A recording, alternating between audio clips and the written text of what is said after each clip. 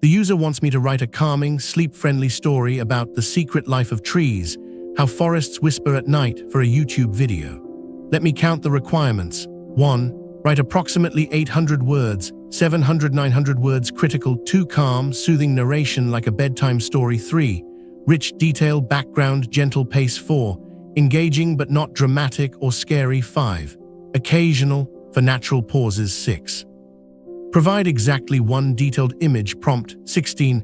9. Cinematic still, calm, for ambient sleep video wallpaper. 7. Image style, educational, colorful illustrations, infographic style. 8. Return only valid JSON with narration and image prompts. Keys: let me write this carefully. I need to aim for about 800 words in the narration. Let me draft it. Topics to cover: how trees communicate at night, mycorrhizal networks, nocturnal photosynthesis/respiration, tree sounds at night, wind, creaking, animal activity in forests at night, the sleep of trees, circadian rhythms, drooping branches, how forests regulate temperature at night, the wood wide web/fungal networks being active at night. Let me draft. As the last light of day melts into the horizon, the forest begins to change. Not just in appearance, but in behavior. Trees, which seem so still and passive during the day, are actually involved in a quiet frenzy of activity once darkness falls. Let's start with something called the wood wide web. Beneath your feet, hidden in the soil, there's an intricate network of fungi connecting the roots of every tree in the forest. It's like an underground internet, woven from threads of mycelium. During the day, trees send sugars and nutrients through this network to their neighbors.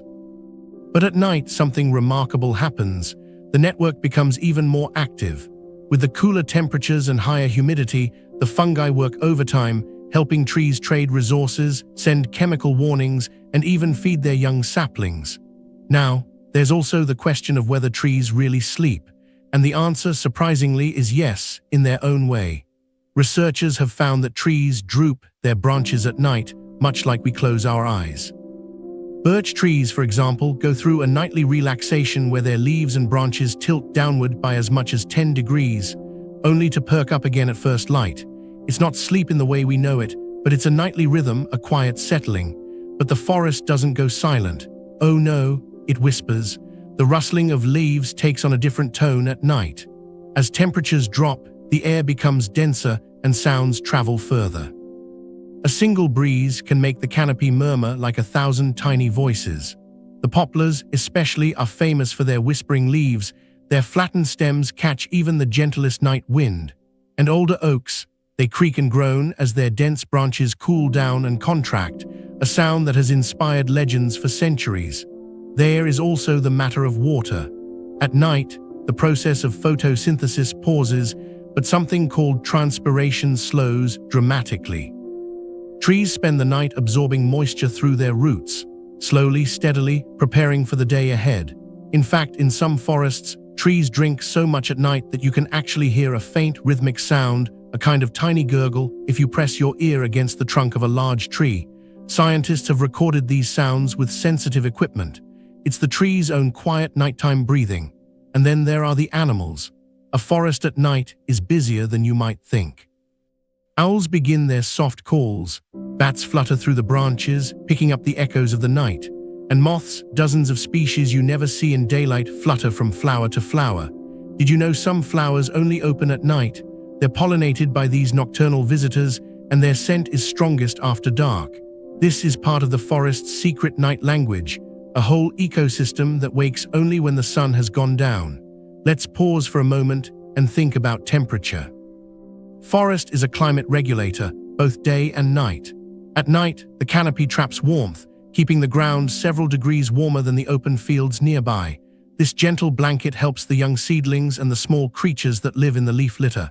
And as the night goes on, the forest slowly releases the moisture it collected during the day, creating a soft mist, a visible breath rising from the leaves, that you may have seen if you've ever walked through the woods at dawn. Speaking of dawn. When the first gray light touches the horizon, the trees begin to wake. The branches slowly rise again. The mycorrhizal network, having done its nightly work, settles into a quieter rhythm. The nocturnal animals retreat, and the forest takes a deep, long breath, ready for another day of life.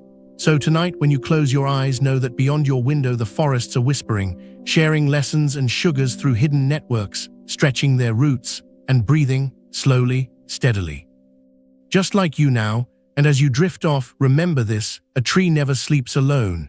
It's always connected, always listening, always part of something far larger than itself. And so are you. Let me count the words.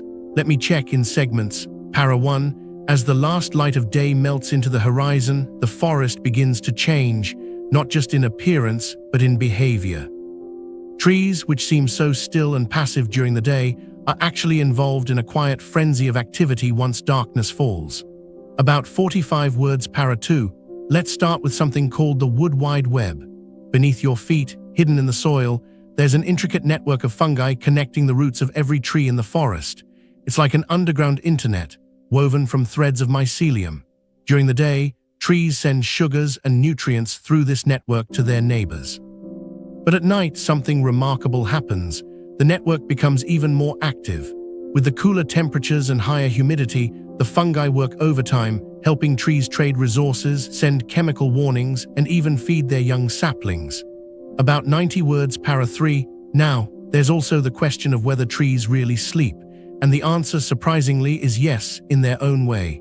Researchers have found that trees droop their branches at night, much like we close our eyes. Birch trees, for example, go through a nightly relaxation where their leaves and branches tilt downward by as much as 10 degrees, only to perk up again at first light. It's not sleep in the way we know it, but it's a nightly rhythm, a quiet settling. About 85 words. Para 4. But the forest doesn't go silent. Oh no, it whispers. The rustling of leaves takes on a different tone at night. As temperatures drop, the air becomes denser and sounds travel further. A single breeze can make the canopy murmur like 1,000 tiny voices. The poplars, especially, are famous for their whispering leaves. Their flattened stems catch even the gentlest night wind. And older oaks, they creak and groan as their dense branches cool down and contract, a sound that has inspired legends for centuries. About 95 words. Para 5. There is also the matter of water. At night, the process of photosynthesis pauses, but something called transpiration slows dramatically. Trees spend the night absorbing moisture through their roots, slowly, steadily, preparing for the day ahead.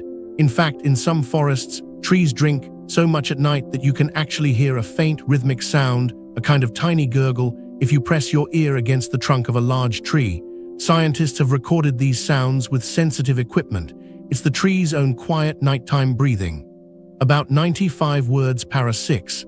And then there are the animals. A forest at night is busier than you might think. Owls begin their soft calls. Bats flutter through the branches, picking up the echoes of the night. And moths, dozens of species you never see in daylight, flutter from flower to flower. Did you know some flowers only open at night? They're pollinated by these nocturnal visitors, and their scent is strongest after dark. This is part of the forest's secret night language, a whole ecosystem that wakes only when the sun has gone down. About 90 words. Para 7. Let's pause for a moment and think about temperature. The forest is a climate regulator, both day and night. At night, the canopy traps warmth, keeping the ground several degrees warmer than the open fields nearby. This gentle blanket helps the young seedlings and the small creatures that live in the leaf litter. And as the night goes on, the forest slowly releases the moisture it collected during the day, creating a soft mist. A visible breath rising from the leaves that you may have seen if you've ever walked through the woods at dawn. About 90 words. Para 8. Speaking of dawn, when the first grey light touches the horizon, the trees begin to wake. The branches slowly rise again. The mycorrhizal network, having done its nightly work, settles into a quieter rhythm. The nocturnal animals retreat, and the forest takes a deep, long breath, ready for another day of life. About 55 words. Para 9. So tonight, when you close your eyes, know that beyond your window the forests are whispering, sharing lessons and sugars through hidden networks, stretching their roots, and breathing, slowly, steadily, just like you now. About 40 words. Para 10. And as you drift off, remember this: a tree never sleeps alone. It's always connected, always listening, always part of something far larger than itself. And so are you. About 38 words total. 45 plus 90 plus 85 plus 95 plus 95 plus 90 plus 90 plus 55 plus 40 plus 38 equals 723 words. That's slightly under 800. Let me expand a bit to get closer to 800. I should add about 8,100 more words. I can expand the opening paragraph and add more detail in a couple of places. Let me also add a paragraph about the nighttime sounds, wind through different trees, or expand a bit on roots. Let me also make sure the tone is very bedtime story. I should soften some phrasing. Also, frenzy might feel a bit active agitated. I could say gentle activity or quiet communion instead. Let me revise and expand. I'll aim for about 820 words. Here's my revised version. As the last light of day melts into the horizon, the forest begins to change, not just in appearance, but in behavior. Trees, which seem so still and passive during the daylight hours, are actually involved in a quiet, gentle communion once darkness falls. If you could see beneath the surface, you would witness a world of hidden connections, a network of whispers that carries on all through the night. Let's start with something called the Wood Wide Web. Beneath your feet, hidden in the soil, there is an intricate network of fungi connecting the roots of every tree in the forest.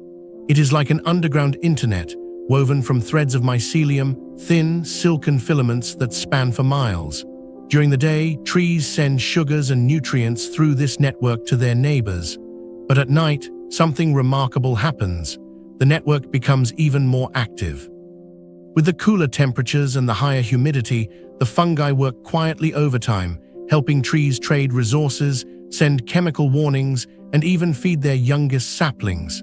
Think of it as a family dinner table, spread out beneath the earth, with every root reaching toward tomorrow. Now, there is also the question of whether trees really sleep, and the answer, surprisingly, is yes, in their own way. Researchers have found that trees droop their branches at night, much like we close our eyes when we rest. Birch trees, for example, go through a nightly relaxation where their leaves and branches tilt downward by as much as 10 degrees, only to perk up again at first light. It is not sleep in the way we know it. No dreams, no pillows, but it is a nightly rhythm, a quiet settling into the dark. But the forest does not go silent. Oh no, it whispers. The rustling of leaves takes on a different tone after sunset. As temperatures drop, the air becomes denser and sound travels farther. A single breeze can make the canopy murmur like 1,000 tiny voices. The poplars, especially, are famous for their whispering leaves. Their flattened stems catch even the gentlest night wind. And older oaks, they creak and groan as their dense branches cool down and contract. It is a sound that has inspired legends for centuries. A sound that our ancestors heard and wove into stories of dryads and forest spirits. There is also the matter of water. At night, the process of photosynthesis pauses, and what is called transpiration, the release of water vapor, slows dramatically. Trees spend the night drinking moisture through their roots, slowly, steadily, preparing for the day ahead. In fact, in some forests, trees drink so much at night that you can actually hear a faint, rhythmic sound, a kind of tiny gurgle, if you press your ear against the trunk of a large tree. Scientists have recorded these sounds with sensitive equipment. It is the tree's own quiet nighttime breathing. And then there are the animals. A forest at night is busier than you might think. Owls begin their soft hooting calls. Bats flutter through the branches, tracing the echoes of the dark. And moths, dozens of species you never see in daylight, flutter from flower to flower. Did you know that some flowers only open at night? They are pollinated by these nocturnal visitors, and their scent is strongest after dark. This is part of the forest's secret night language, a whole ecosystem that wakes only when the sun has gone down. Let us pause for a moment and think about temperature. The forest is a climate regulator, both day and night. After sunset, the canopy traps warmth, keeping the ground several degrees warmer than the open fields nearby. This gentle blanket protects the young seedlings and the small creatures that live in the leaf litter. And as the night goes on, the forest slowly releases the moisture it collected during the day, creating a soft mist, a visible breath rising from the leaves. You might have seen it if you have ever walked through the woods at dawn, that silver haze hanging low between the trunks. Speaking of dawn, When the first grey light touches the horizon, the trees begin to wake. The branches slowly rise again. The mycorrhizal network, having done its nightly work, settles into a quieter rhythm. The nocturnal animals retreat to their resting places, and the forest takes a deep, long breath, ready for another day of life. So tonight, when you close your eyes, know that beyond your window, the forests are whispering, sharing lessons and sugars through hidden networks, stretching their roots deeper into the cooling earth, and breathing, slowly, steadily, just like you now. And as you drift off, remember this: a tree never sleeps alone. It is always connected, always listening, always part of something far larger than itself. And so are you. Let me count this version, Para 1, as the last light of day melts into the horizon. The forest begins to change, not just in appearance, but in behavior. Trees, which seem so still and passive during the daylight hours, are actually involved in a quiet, gentle communion once darkness falls. If you could see beneath the surface, you would witness a world of hidden connections, a network of whispers that carries on all through the night. Words Para 2, let's start with something called the Wood Wide Web. Beneath your feet, hidden in the soil, there is an intricate network of fungi connecting the roots of every tree in the forest. It is like an underground internet, woven from threads of mycelium, thin, silken filaments that span for miles. During the day, trees send sugars and nutrients through this network to their neighbors. But at night, something remarkable happens. The network becomes even more active. With the cooler temperatures and the higher humidity, the fungi work quietly overtime, helping trees trade resources, send chemical warnings, and even feed their youngest saplings. Think of it as a family dinner table, spread out beneath the earth, with every root reaching toward tomorrow. 105 words Para 3. Now, there is also the question of whether trees really sleep, and the answer, surprisingly, is yes, in their own way. Researchers have found that trees droop their branches at night, much like we close our eyes when we rest. Birch trees, for example, go through a nightly relaxation where their leaves and branches tilt downward by as much as 10 degrees. Only to perk up again at first light. It is not sleep in the way we know it. No dreams, no pillows, but it is a nightly rhythm, a quiet settling into the dark. 85 words Para 4, but the forest does not go silent. Oh no, it whispers. The rustling of leaves takes on a different tone after sunset. As temperatures drop, the air becomes denser and sound travels farther. A single breeze can make the canopy murmur like 1,000 tiny voices. The poplars especially are famous for their whispering leaves. Their flattened stems catch even the gentlest night wind. And older oaks, they creak and groan as their dense branches cool down and contract. It is a sound that has inspired legends for centuries, a sound that our ancestors heard and wove into stories of dryads and forest spirits. 100 words Para 5. There is also the matter of water. At night, the process of photosynthesis pauses, and what is called transpiration, the release of water vapor, slows dramatically. Trees spend the night drinking moisture through their roots, slowly, steadily, preparing for the day ahead. In fact, in some forests, trees drink so much at night that you can actually hear a faint, rhythmic sound, a kind of tiny gurgle, if you press your ear against the trunk of a large tree. Scientists have recorded these sounds with sensitive equipment. It is the tree's own quiet nighttime breathing. 95 words Para 6. And then there are the animals. A forest at night is busier than you might think. Owls begin their soft hooting calls, bats flutter through the branches, tracing the echoes of the dark, and moths, dozens of species you never see in daylight, flutter from flower to flower. Did you know that some flowers only open at night? They are pollinated by these nocturnal visitors, and their scent is strongest after dark. This is part of the forest's secret night language, a whole ecosystem that wakes only when the sun has gone down. 90 words Para 7. Let us pause for a moment and think about temperature. The forest is a climate regulator, both day and night. After sunset, the canopy traps warmth, keeping the ground several degrees warmer than the open fields nearby. This gentle blanket protects the young seedlings and the small creatures that live in the leaf litter. And as the night goes on, the forest slowly releases the moisture it collected during the day, creating a soft mist, a visible breath rising from the leaves. You might have seen it if you have ever walked through the woods at dawn, that silver haze hanging low between the trunks. 100 words para 8. Speaking of dawn, when the first grey light touches the horizon, the trees begin to wake. The branches slowly rise again. The mycorrhizal network, having done its nightly work, settles into a quieter rhythm.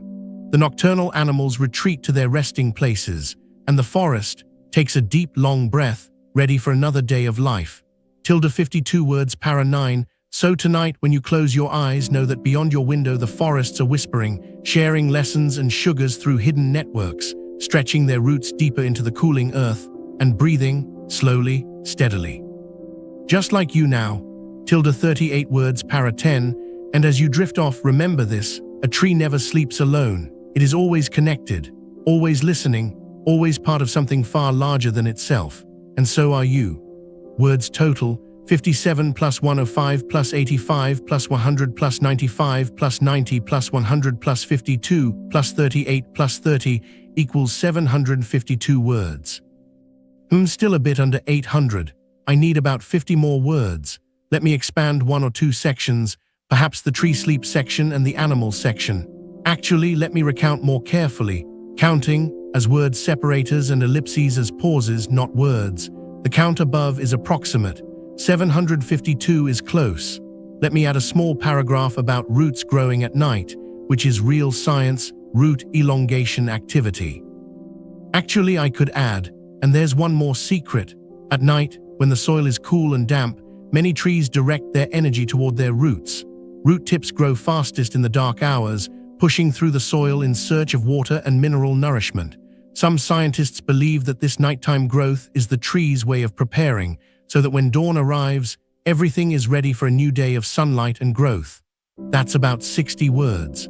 Let me also slightly expand the intro. Let me integrate this. Let me revise and finalize the narration. I'll place the root growth part after the water transpiration section, or maybe integrate before the animals section. Final narration structure: 1 opening, expanded slightly, 2 wood wide web / mycorrhizal network 3, tree sleep / drooping branches 4, night whispers sounds 5, water / transpiration plus root growth at night 6, animals / nocturnal ecosystems 7, temperature / mist 8, dawn / waking 9, closing / soothing goodbye. Let me write the final version carefully. Final narration: as the last light of day melts into the horizon, the forest begins to change, not just in appearance but in behavior.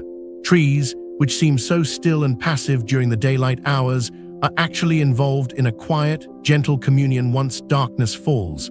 If you could see beneath the surface, if you could listen with the ears of the earth itself, you would witness a world of hidden connections, a network of whispers that carries on all through the night. Little more detail at the start. Let me also make sure I mention that this is about facts. The narration includes real scientific facts: mycorrhizal networks, branch drooping, transpiration, nocturnal pollinators, root elongation at night, temperature regulation. Now let me finalize. I'll write it cleanly and count. Final draft: as the last light of day melts into the horizon, the forest begins to change, not just in appearance but in behavior. Trees, which seem so still and passive during the daylight hours, are actually involved in a quiet, gentle communion once darkness falls.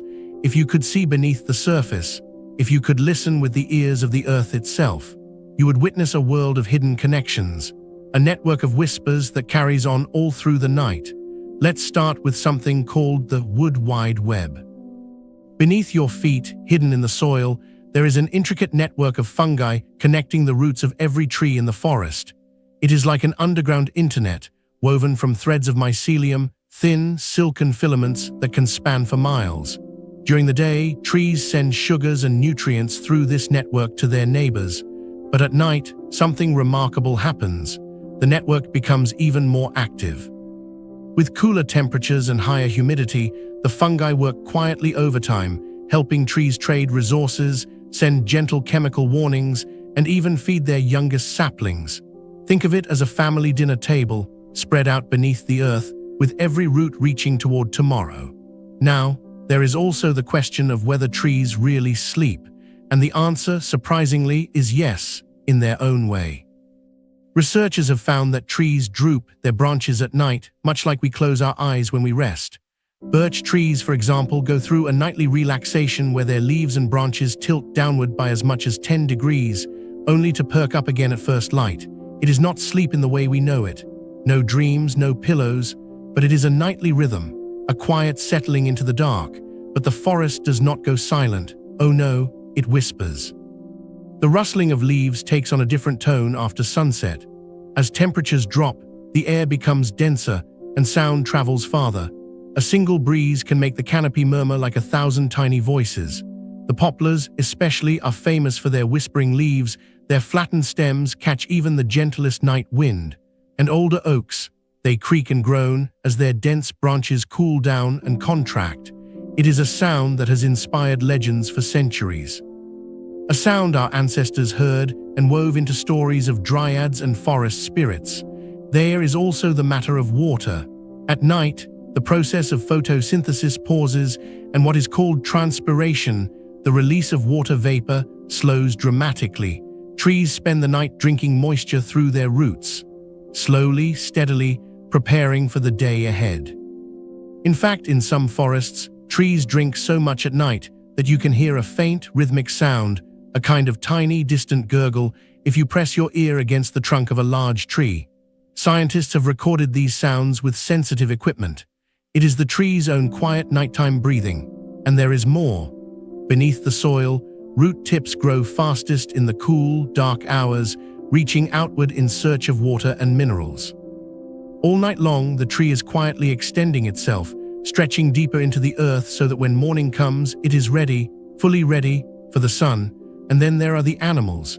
A forest at night is busier than you might think. Owls begin their soft hooting calls.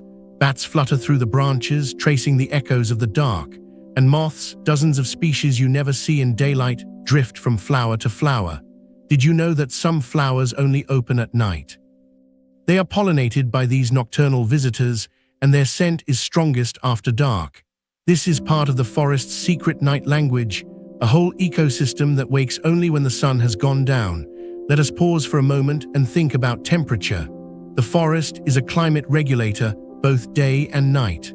After sunset, the canopy traps warmth, keeping the ground several degrees warmer than the open fields nearby. This gentle blanket protects the young seedlings and the small creatures that live in the leaf litter. And as the night goes on, the forest slowly releases the moisture it collected during the day, creating a soft mist, a visible breath rising from the leaves.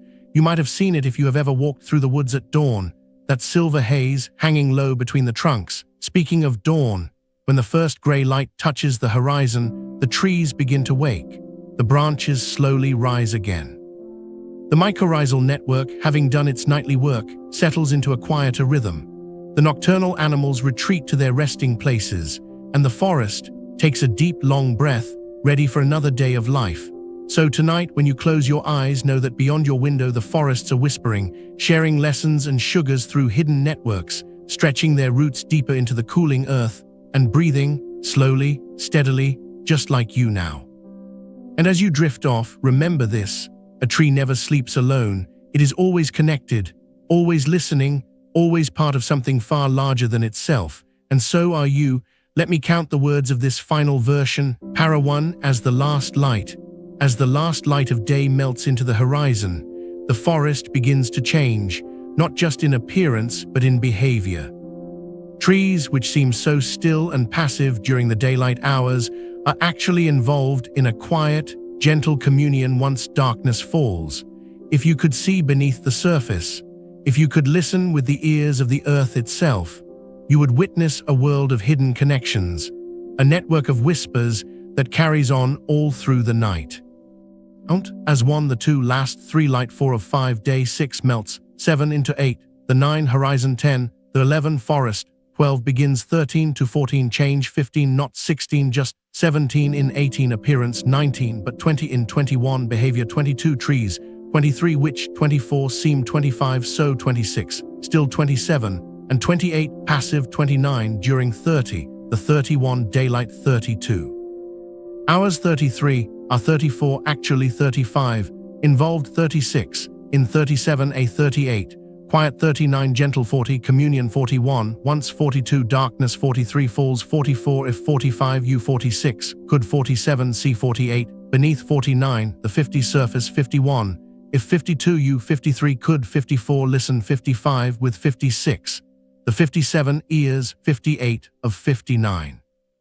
The 60, Earth 61, Itself 62, U 63, Wood 64, Witness 65, A World 67 of 68, Hidden 69, Connections 70, A 71, Network 72 of 73, Whispers 74, That 75, Carries 76, On 77, All 78, Through 79, The 80, Night 81, So tilde 81 words. Para 2, let's start with. Let's 1 start, 2 with 3 something 4 called, 5 the 6 wood, 7 wide 8 web 9 beneath 10 your 11 feet 12, hidden 13, in 14, the 15 soil 16 there 17 is 18 and 19 intricate 20 network 21, of 22 fungi 23, connecting 24 the 25 roots, 26 of 27 every 28 tree 29, in 30 the 31, forest 32. It 33 is 34 like 35, and 36, underground 37, internet 38, woven 39 from 40 threads, 41 of 42 mycelium, 43 thin 44, silken 45, filaments 46, that 47 can 48 span 49 for 50 miles 51, during 52, the 53 day 54 trees, 55 send 56, sugars 57 and 58. Nutrients 59 through 60 this. 61, network 62 to 63 there 64 neighbors 65, but 66, at 67 night 68, something 69 remarkable 70 happens 71, the 72 network 73 becomes 74, even 75 more 76, active 77, with 78 cooler 79 temperatures 80, and 81 higher 82 humidity 83. The 84 fungi 85, work 86, quietly 87 overtime 88, helping 89 trees 90 trade 91 resources 92 send 93 gentle 94, chemical 95 warnings 96, and 97 even 98 feed 99 their 100 youngest 101 saplings 102 think 103 of 104 it 105 as 106. A 107 family 108, dinner 109, table 110, spread 111, out 112, beneath 113, the 114 earth 115, with 116 every 117 root, 118 reaching 119, toward 120 tomorrow, 121, tilde 121 words. Para 3 now, there is also. Now 1 there 2 is 3 also for the 5, question 6 of 7 whether 8 trees 9 really 10 sleep 11 and 12, the 13 answer 14 surprisingly 15, is 16 yes, 17 in 18, there 19 own 20 way 21, researchers, 22 have 23 found, 24 that, 25 trees 26 droop, 27 there 28 branches, 29, at 30 night 31, much 32. Like 33, we 34, close 35, our 36 eyes 37, when 38, we 39 rest, 40 birch 41 trees 42, for 43, example 44 go 45 through 46, a 47 nightly 48, relaxation 49 where 50 there 51 leaves 52 and 53 branches 54 tilt 55 downward 56, by 57, as 58, much 59. As 60 10, 61 degrees 62 only 63 to 64 perks 65 up 66 again 67 at 68 first 69 light 70 it's 71 is 72 not 73 sleep 74 in 75 the 76 way 77 we 78 no 79 it 80 no 81 dreams 82 no 83 pillows 84 but 85 it 86 is 87 a 88 nightly 89 rhythm 90 a 91, quiet 92 settling 93 into 94, the 95 dark 96, tilde 96 words, para 4, but the forest does not go silent. But 1, the 2 forest 3 does 4 not 5 go 6 silent 7 08 no 9, it 10 whispers, 11 the 12 rustling, 13 of 14 leaves, 15 takes, 16 on 17 a 18 different, 19 tone, 20 after 21 sunset, 22 as 23 temperatures drop, 25 the 26 a 27 becomes 28 denser, 29 and 30 sound, 31 travels, 32 father, 33 a 34 single, 35 breeze, 36 can, 37 make, 38 the 39 canopy, 40 murmur, 41 like, 42 a 43,000, 44 tiny, 45 voices, 46 the 47 poplars, 48 especially, 49 are 50 famous, 51 for 52 they're 53 whispering, 54 laves, 55 they're 56 flattened, 57 stems, 58 catch, 59 even, 60 the 61 gentlest, 62 night, 63 wind, 64 and 65 older, 66 oaks, 67 they, 68 creek, 69 and 70 grown, 71 as 72 they're 73 dense, 74 branches, 75 cool, 76 down, 77 and 78 contract, 79 it, 80 is 81 a 82 sound, 83 that, 84 has, 85 inspired, 86 legends, 87 for 88 centuries, 89 a 90 sound, 91 our 92 ancestors, 93 heard, 94 and 95 wove, 96 into 97 stories, 98 of 99 dryads, 100 and 101 forest, 102 spirits, 103 tilde 103 words. Para 5 there is also the matter of water.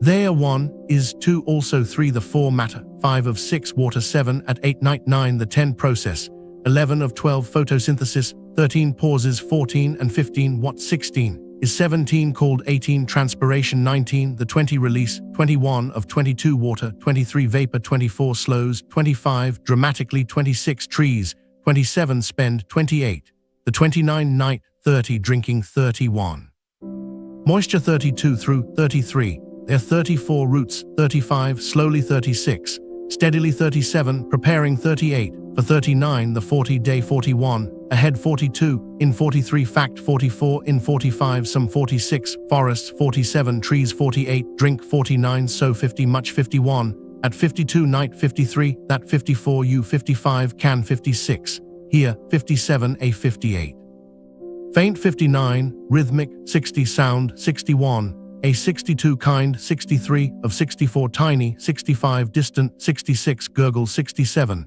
if 68 you, 69 press, 70 your, 71 ear, 72 against, 73 the 74 trunk, 75 of 76 a 77 large, 78 tree, 79 scientists, 80 have, 81 recorded, 82 these, 83 sounds, 84 with 85 sensitive, 86 equipment, 87 it, 88 is 89 the 90 trees, 91 oh 92 quiet, 93 nighttime, 94 breathing, 95 and 96 there, 97 is 98 more, 99 beneath, 100 the 101 soil, 102 root, 103 tips, 104 grow, 105 fastest, 106 in 107 the 108 cool, 109 dark, 110 hours, 111 reaching, 112 outward, 113 in 114 search, 115 of 116 water, 117 and 118 minerals, 119 all, 120 night,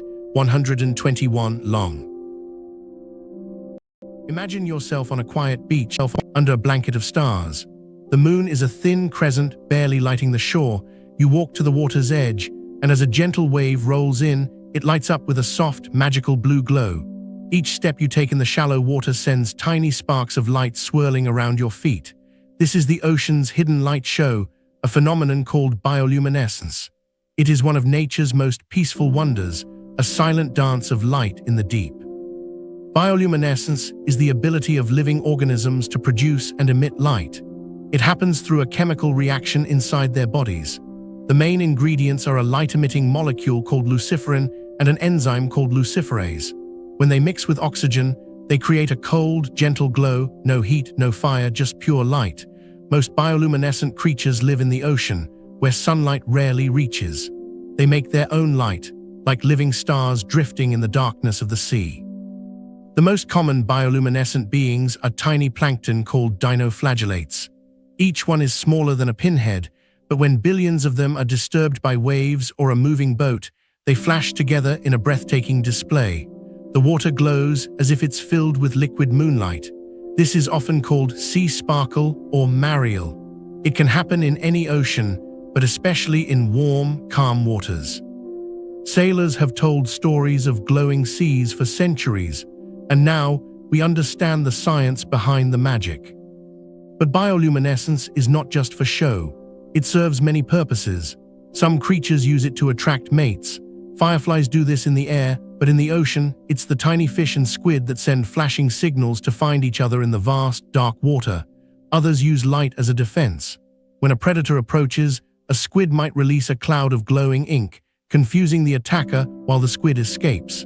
Some jellyfish flash brightly to scare away enemies, like a sudden burst of color in the dark. One of the most famous bioluminescent animals is the anglerfish. It lives in the deep, cold regions of the ocean, where no sunlight ever reaches.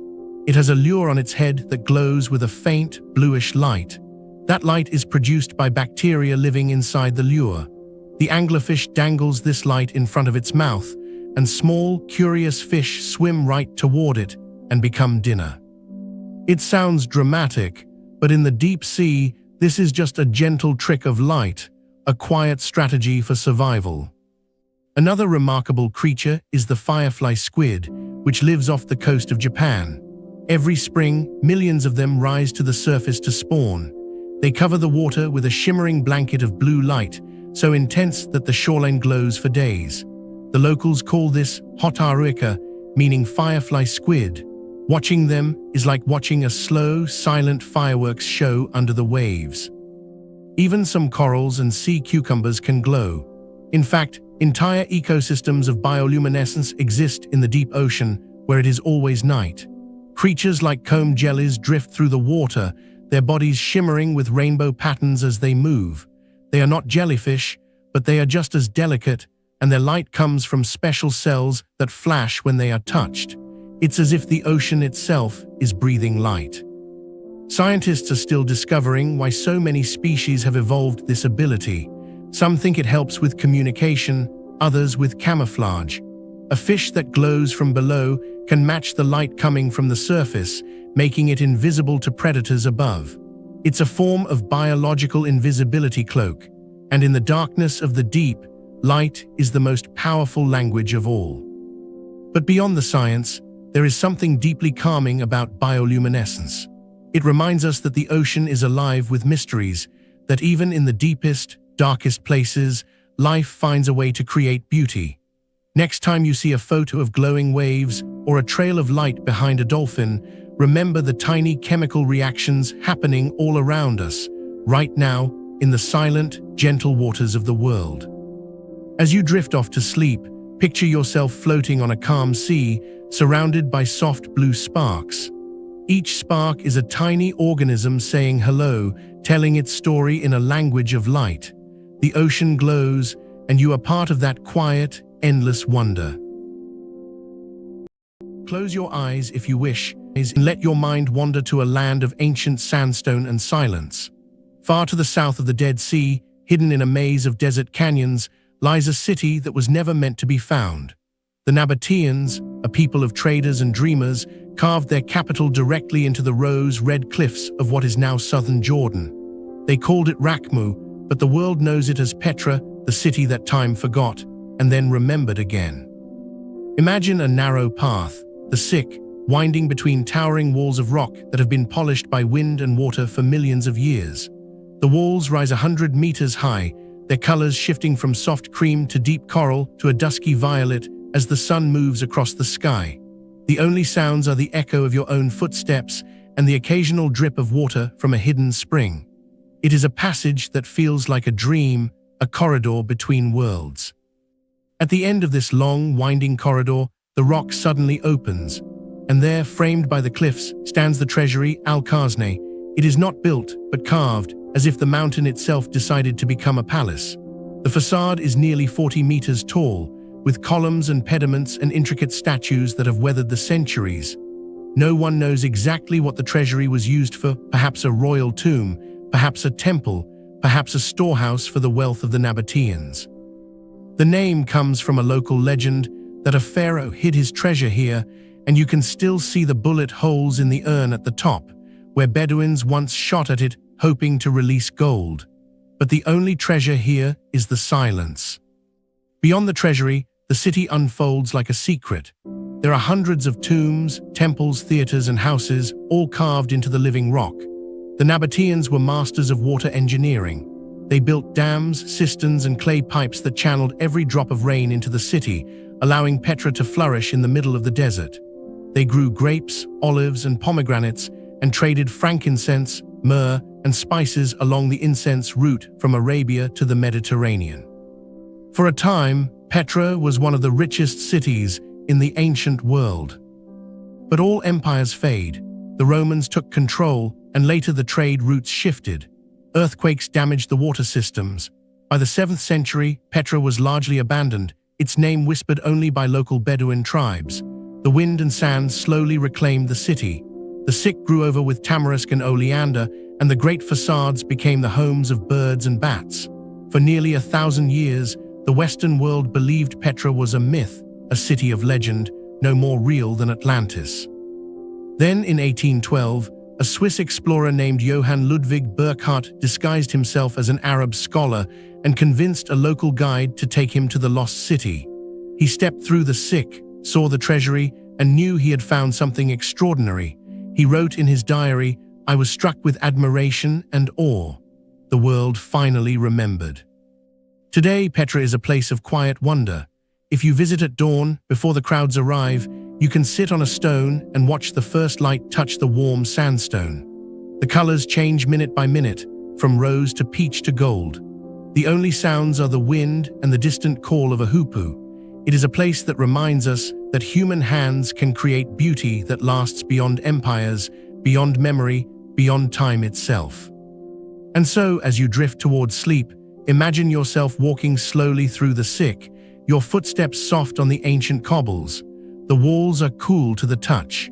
The sky above is a ribbon of deep blue, and ahead, gently glowing in the morning light, stands a city that was carved in stone and time, waiting patiently for you to find it.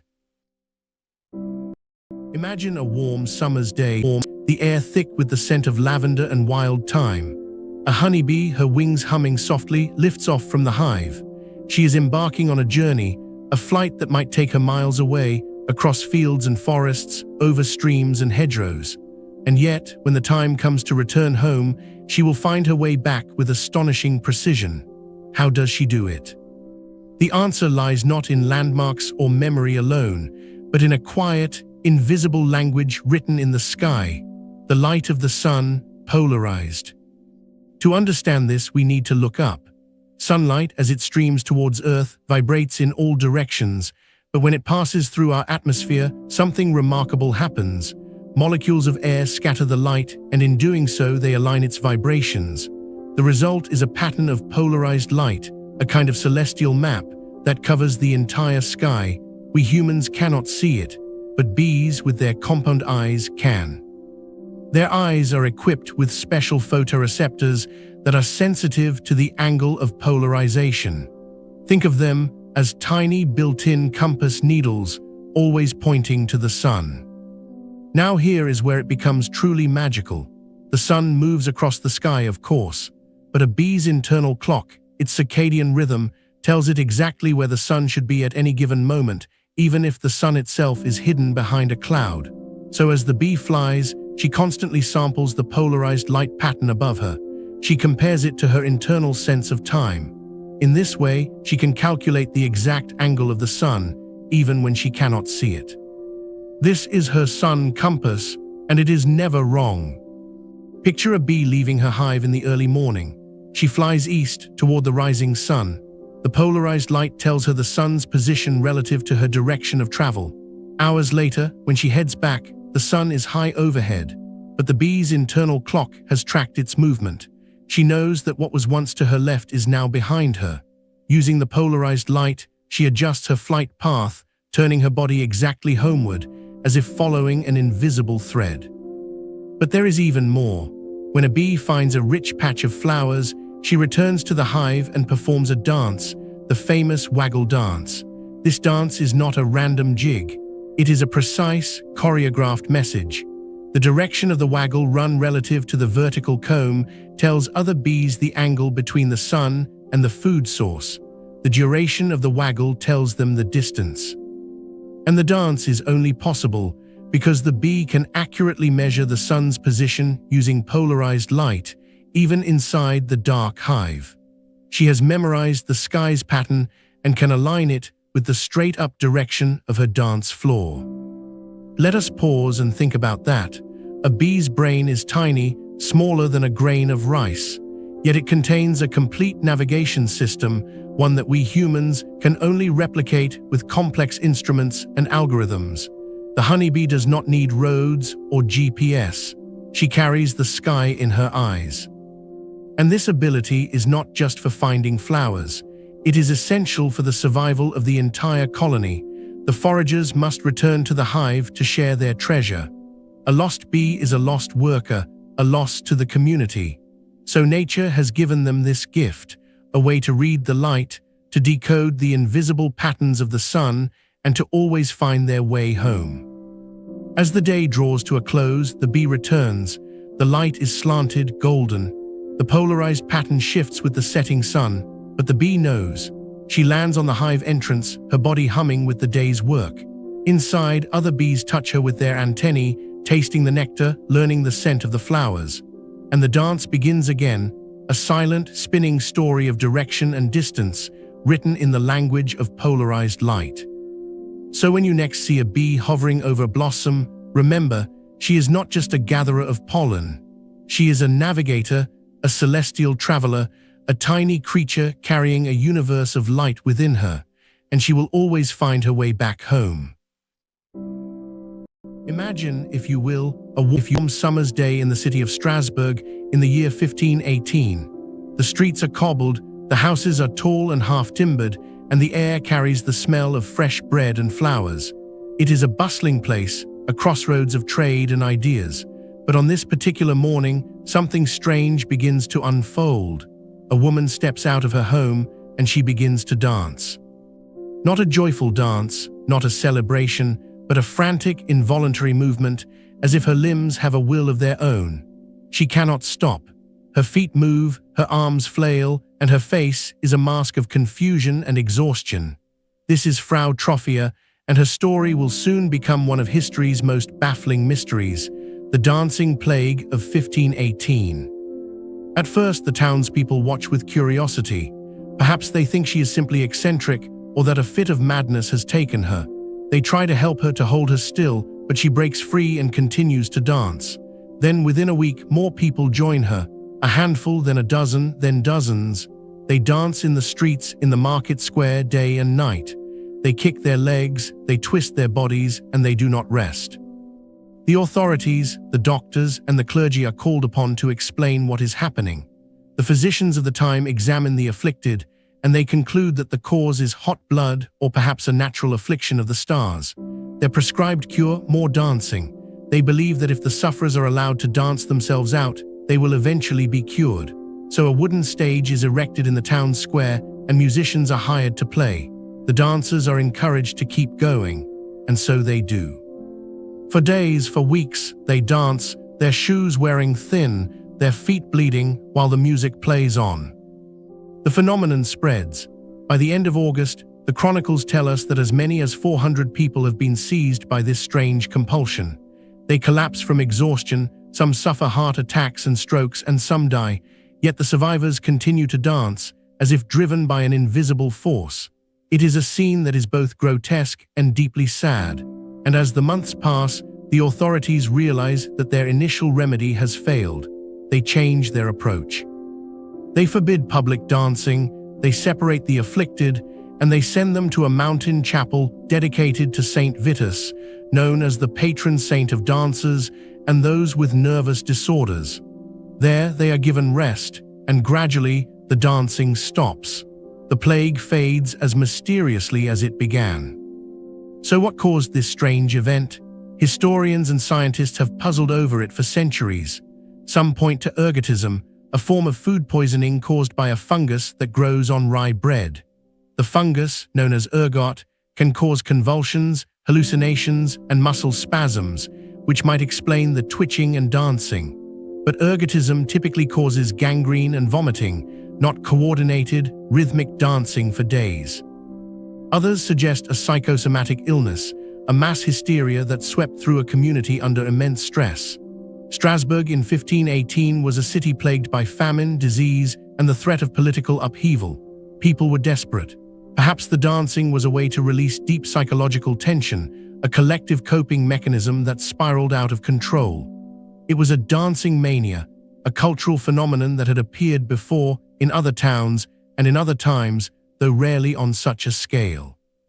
In a world where superstition governed daily life, and where the boundaries between the physical and the spiritual were blurred, the idea of a curse or a demonic possession was all too real.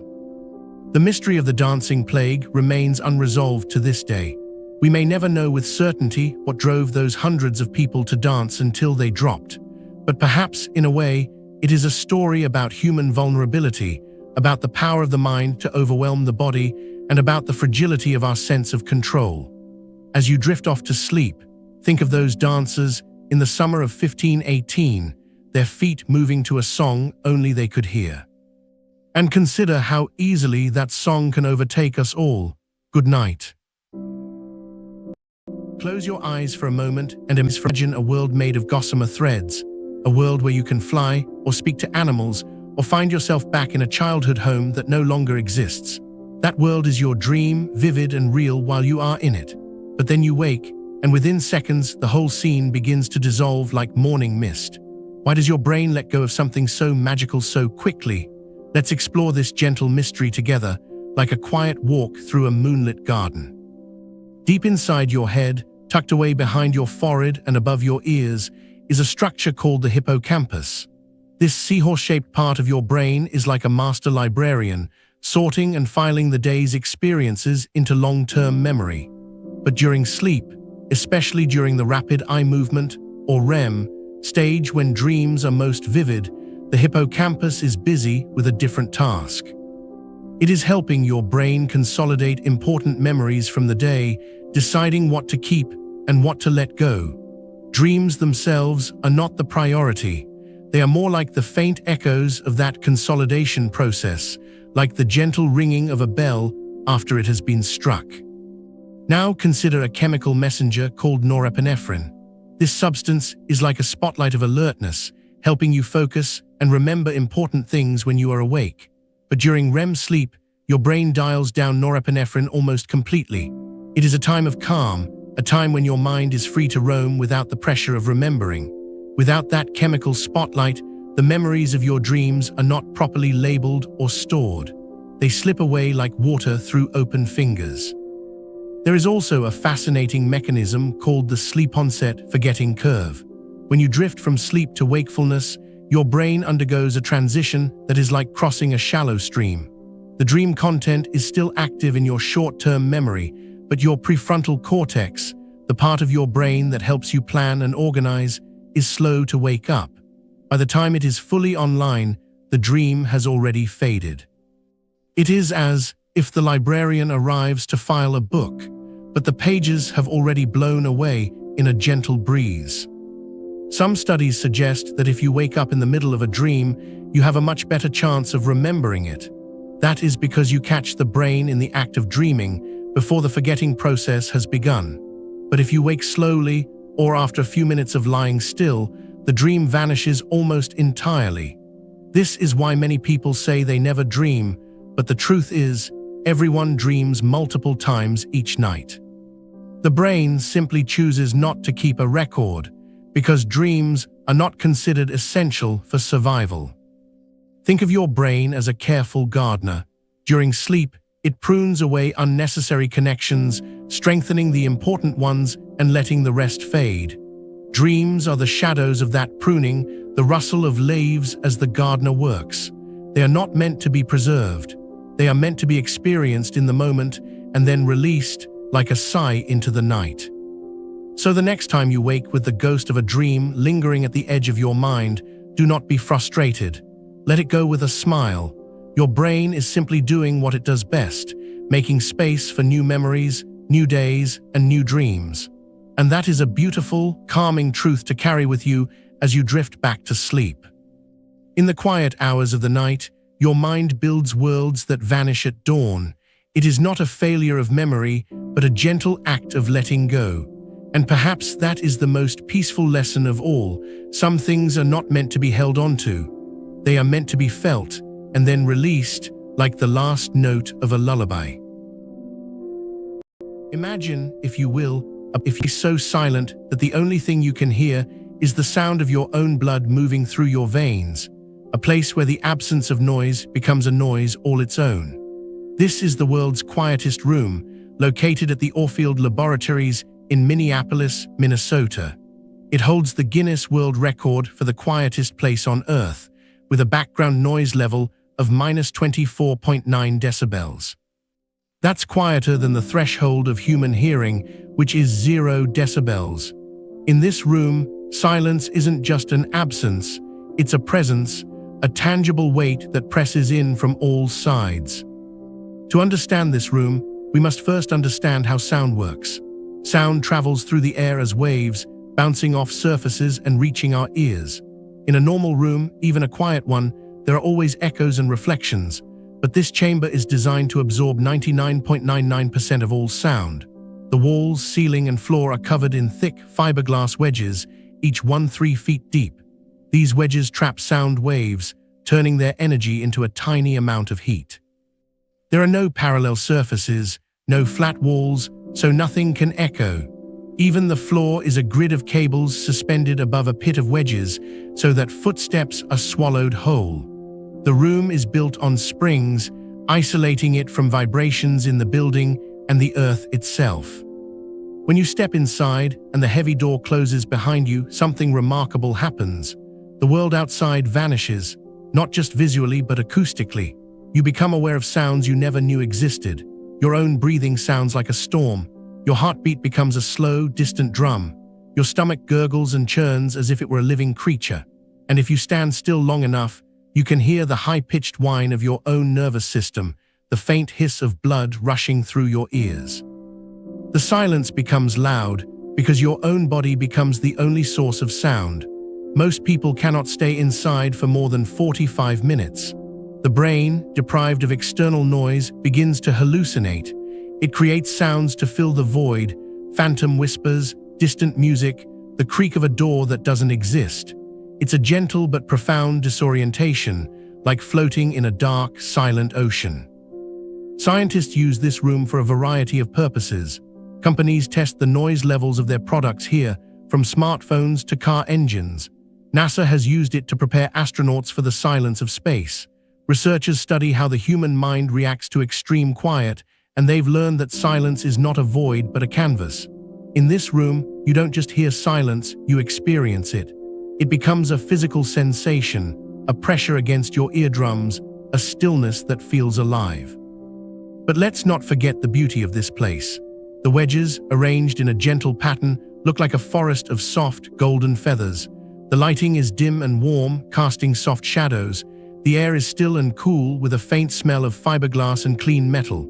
It's a sanctuary from the noise of modern life, a place where you can finally hear yourself think, or rather, hear everything that thinking is made of. The world's quietest room teaches us that silence is not empty. It is full of the subtle music of our own existence. And when we step out, back into the world of traffic and chatter, we carry a little of that quiet with us, a memory of the sound of nothing, which is really the sound of everything. So next time you close your eyes and listen to the quiet of your own bedroom, remember that somewhere in Minnesota, there is a room where silence sings. And that gentle hum you hear in the stillness is the same song, just a little softer. Sleep well, knowing that even in the loudest world, there is a quiet place waiting for you. Imagine, if you will, a quiet evening along the shoreline. The sun has dipped below the horizon, painting the sky in soft shades of lavender and rose. The tide is low, and the water laps gently at the sand. Beneath a rocky ledge, half hidden by seaweed, a starfish clings to a stone. Its 5 arms stretch out like the points of a perfect star, each one covered in hundreds of tiny, tube-like feet that move with a slow, deliberate grace. But look closely at one of those arms. There near the tip is a small notch, a place where the arm once broke away. And yet, even as you watch, a new arm is beginning to grow, pale and soft, like a bud unfurling in spring. This is the story of how starfish regrow their arms, one of nature's most gentle and wondrous acts of regeneration. Let us begin with the starfish itself, a creature also known as a sea star. Despite its name, it is not a fish at all, but an echinodon, a relative of sea urchins and sand dollars. Its body is built on a simple yet elegant plan, a central disc, and usually 5 arms, though some species have many more. Each arm is not just a limb, but a vital organ containing parts of the starfish's digestive system, reproductive organs, and even its simple nervous system. The starfish's mouth is on its underside, and its stomach can actually extend outside its body to digest food, like a clam or a snail. But perhaps the most remarkable part of a starfish is its ability to heal and regrow, a power that seems almost magical. How does it happen? The process begins with loss. Perhaps a predator, like a hungry crab or a seabird, has grabbed hold of an arm, or maybe the starfish itself, in a desperate act of self-preservation, deliberately sheds an arm to escape. This is called autotomy, from the Greek words for self and cut.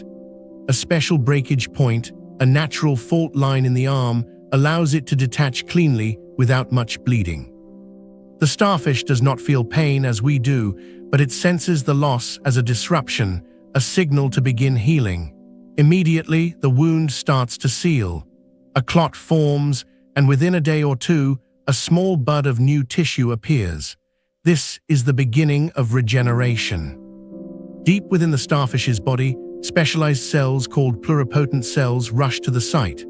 These are like tiny master builders, capable of becoming any type of cell the starfish needs: skin, muscle, nerves, even a new digestive system. They gather at the wound, dividing and multiplying, guided by the starfish's own genetic blueprint. The first thing that forms is a small, rounded stump. It looks nothing like an arm yet, just a nub of pinkish tissue. But inside, a complex dance is taking place. The cells organize themselves into layers, and slowly, the stump begins to elongate. Day by day, it grows longer, and the tip begins to curve slightly. After a few weeks, the basic shape of an arm is visible, though it is still small and fragile. The color is paler than the other arms, and the tube feet are just beginning to appear, each one a tiny, fluid-filled sac that will help the starfish move and cling.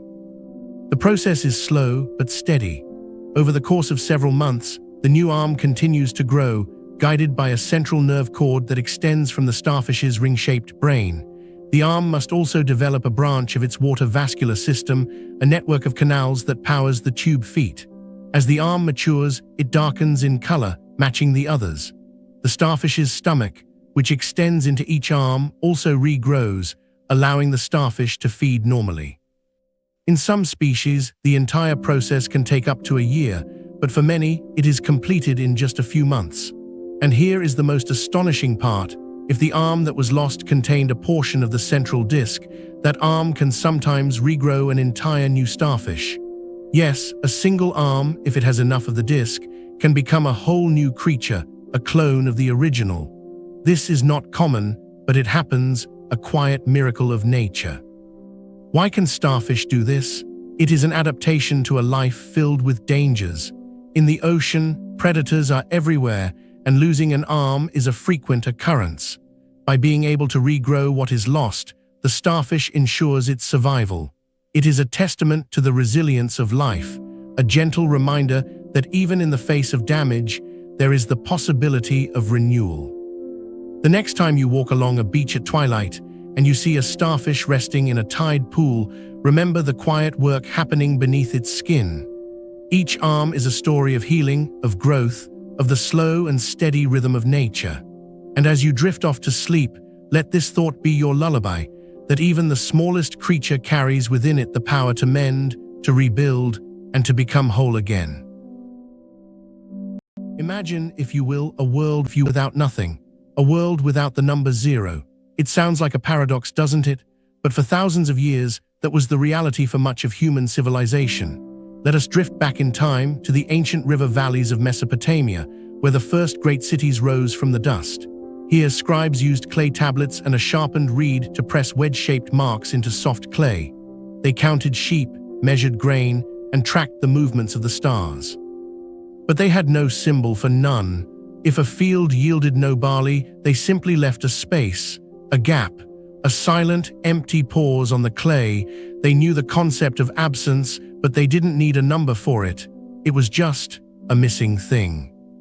Now let us travel eastward, across the vast and mysterious Indian subcontinent. Here, under the canopy of a banyan tree, a mathematician might have sat, tracing figures in the dust with a stick. The air smells of sandalwood and jasmine. In this fertile world of thought, the idea of zero began to take shape, not as a mere placeholder, but as a number in its own right. The ancient Indian scholars, particularly around the 5th century CE, began to use a dot or a small circle to represent shunya, the Sanskrit word for void or empty. This was a radical leap. They understood that zero was not just a mark to show a missing digit, like in our modern 10, 20, 100. It was a quantity. It was the sum of nothing. It was the result of subtracting a number from itself. This tiny circle held the power to unlock a new world of mathematics. From India, the idea of zero traveled along the Silk Roads, carried by traders and astronomers, wrapped in the fragrant spices and shimmering silks. It arrived in the bustling, cosmopolitan city of Baghdad during the Islamic Golden Age. Here in the House of Wisdom, scholars translated ancient texts and built upon the ideas of India and Greece. They called zero cipher, which is where our word cipher comes from. It was a secret, a code, a key. The Persian mathematician Al-Khwarizmi wrote a book on the new arithmetic, using these Indian numerals, including the little circle for zero. This book, Al-Kitab al-Mukhtasar fi Hisab al-Jabr wal-Muqabala, would eventually change the world. But first, zero had a long and difficult journey to Europe. Picture a 12th century Italian merchant leaning over a heavy ledger, his fingers stained with ink. He is using Roman numerals IV, X, L, C to record his transactions. Imagine trying to multiply CLXIV by XLII. It is a nightmare. There is no zero in Roman numerals. They had no need for it, they said. They had a word, nulla, but no symbol. Then a mysterious book arrives, translated from the Arabic. It is Liber Abyssai by Leonardo of Pisa, better known as Fibonacci. He had traveled with his merchant father to North Africa, and there he had learned the Hindu-Arabic numerals with their magical zero. In his book, he showed how easy it was to calculate with these new figures. He demonstrated how zero could be used in addition, subtraction, multiplication, and division, but the authorities were suspicious. The church, the bankers, the guilds, they called these new numbers infidel marks. They were forbidden in many cities. Merchants who used them were seen as heretics, dabbling in dark arts. For centuries, zero was an outlaw, a fugitive number. Yet slowly, the practicality of zero won out. It was simply too useful to ignore. By the 15th century, zero had found a home in the ledgers of Italian banks, tucked away in the columns of debits and credits. It became a symbol of profit and loss, of balance and emptiness. And as the Renaissance dawned, zero began to appear in art, in architecture, in the very fabric of perspective. It allowed for the concept of a vanishing point where all lines converge into nothing. It was the silent, invisible anchor of a painting's depth. And so we arrive at our own time. Zero is everywhere now, but we hardly notice it. It sits quietly on our digital clocks, on our thermometers, on our bank statements. It is the foundation of binary code, the on and off, the 1 and 0, that powers every computer, every smartphone, every flickering screen you see. Without zero, there would be no internet, no space travel, no GPS. Every time you send a text, you are riding on a wave of zeros and ones. The number zero, born from a simple void, has become the most powerful, most peculiar, and most essential number in the universe. It is the quiet nothing that makes everything possible. And as you drift off to sleep tonight, remember, Sometimes, the most important thing in the world is a little circle of nothing. Picture a shallow, sunlit lagoon, its water the color of a pale pink sunset. The air is warm and still, carrying the soft sound of water lapping against mudbanks. In the distance, a flock of flamingos stands like a row of elegant, rosy statues, but if you look closely, you'll notice something curious. Most of them are standing on just one leg. The other leg is tucked up against their body, hidden beneath their feathers. Why do they do this? It's a gentle mystery that has puzzled scientists and dreamers for years. There are many ideas, each one a soft whisper of possibility. The most popular theory is that standing on one leg helps them save body heat. Flamingos spend a lot of time in water, which can be cooler than the air. By tucking one leg up, they reduce the amount of skin exposed to the chilly water, keeping their body warm. Think of it as a cozy way to balance on a single stilt, while the other leg gets a little rest. It's like when you curl your feet under a blanket on a cool evening. Another idea is that standing on one leg helps them stay stable. A flamingo's leg is long and thin, like a twig. When they stand on two legs, they might wobble more in the gentle breeze. But on one leg, their body becomes a pendulum, naturally finding a still point. It's a yoga pose, really, a tree pose that they hold for hours, even while sleeping. Some birds have been observed to switch legs without waking, as if they are performing a slow, graceful dance in their dreams. There is also a theory about muscle fatigue. Standing on two legs all day might tire their muscles, but by alternating legs, each leg gets a chance to rest. It's a simple, efficient way to take a break without lying down. And flamingos do lie down sometimes, but they prefer to stand, perhaps because the ground is muddy or wet. Standing on one leg is like a little nap for one leg at a time. Perhaps the most charming idea is that it's just comfortable. Some researchers believe that once a flamingo learns to stand on one leg, it becomes a habit, a comfortable position that feels natural. They might even do it because it looks elegant. After all, flamingos are known for their beauty. Standing on one leg makes them look even more graceful, like a living sculpture. Scientists have studied this behavior with cameras and sensors. They found that flamingos can stand on one leg for hours without using much energy. Their bodies are perfectly balanced, and the joint in their leg locks into place like a built-in stool. This means they don't have to work hard to stay upright. It's a natural, effortless posture. So the next time you see a flamingo standing on one leg, remember that it's not just a trick. It's a gentle adaptation to their world, a way to stay warm, stable, and rested. It's a quiet mystery that reminds us that nature has its own soft logic. And as you drift off to sleep, perhaps you can imagine yourself standing on one leg, like a flamingo, feeling the warm sun on your feathers and the soft water around your feet. A peaceful image to carry into your dreams. Beneath a sky the color of pearl, in a land where the sun barely rises in winter and barely sets in summer, there lies a river of ice so slow that it seems to have forgotten the very concept of motion. This is the Glacier, flowing through the Transantarctic mountains, and it is the slowest moving glacier on Earth. Its pace is not measured in miles per hour or even feet per day, but in inches, or sometimes just fractions of an inch per year. To watch it is to watch the Earth itself breathe, a deep, ancient rhythm that has continued for millions of years without pause, without hurry. Imagine standing on its surface, a vast white plain stretching to every horizon, broken only by the occasional crevasse like a paper cut on a giant's skin. The cold here is so profound that it has a sound of faint, crystalline crunch beneath your boots, the whisper of wind over endless snow. The ice beneath your feet is not young. It is not even old in the way we think of old. It is ancient, truly ancient, carrying within its frozen layers the story of the planet itself. Some of this ice has been locked in place for over 800,000 years, perhaps 1,000,000 years or more. It predates our species, our cities, our wars, our songs. It was here when woolly mammoths roamed the northern continents, when saber-toothed cats stalked their prey, when the first humans took their tentative steps out of Africa. How does a glacier move so slowly?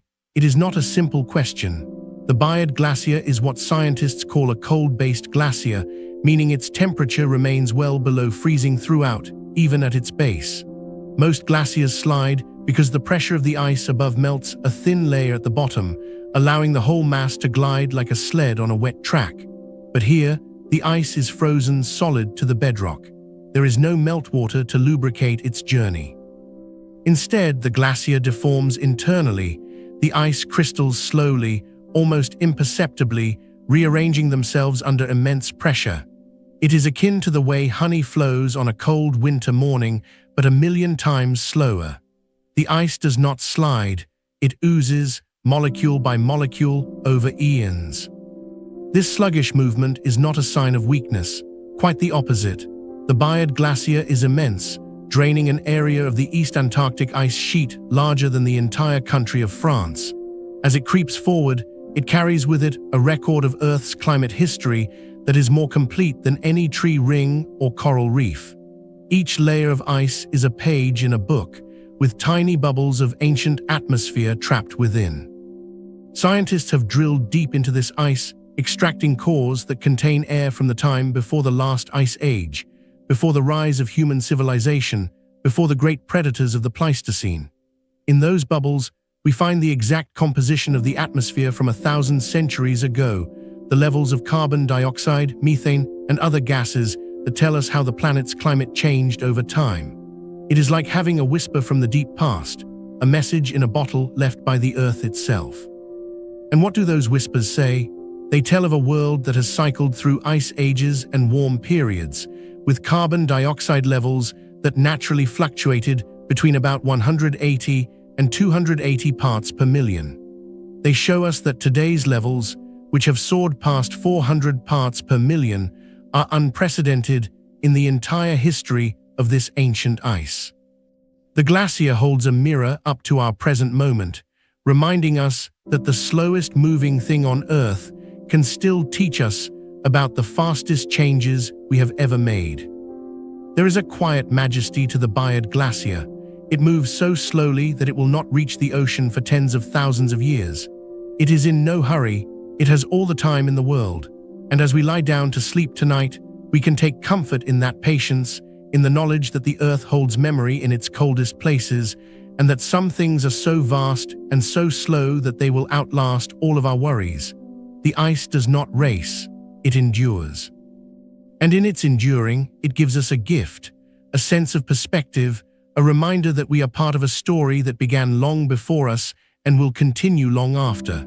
So close your eyes and imagine that great white expanse under the polar stars, moving at its own silent pace, carrying the breath of ancient worlds, a slow, eternal lullaby for the planet. Close your eyes and let yourself drift. Imagine a soft, warm weight curled beside you, a gentle rumble that seems to come from deep within a small, furry chest. That sound, steady, low, and endlessly soothing, is a cat's purr. But have you ever wondered how such a tiny creature can create a vibration that feels almost like a lullaby, a sound that has been known to calm humans and even help heal bones? Let's journey into the quiet science behind that magical hum. Inside every cat, from the smallest kitten to the largest lion, yes, big cats purr too, though in their own way, there is a tiny engine of sound.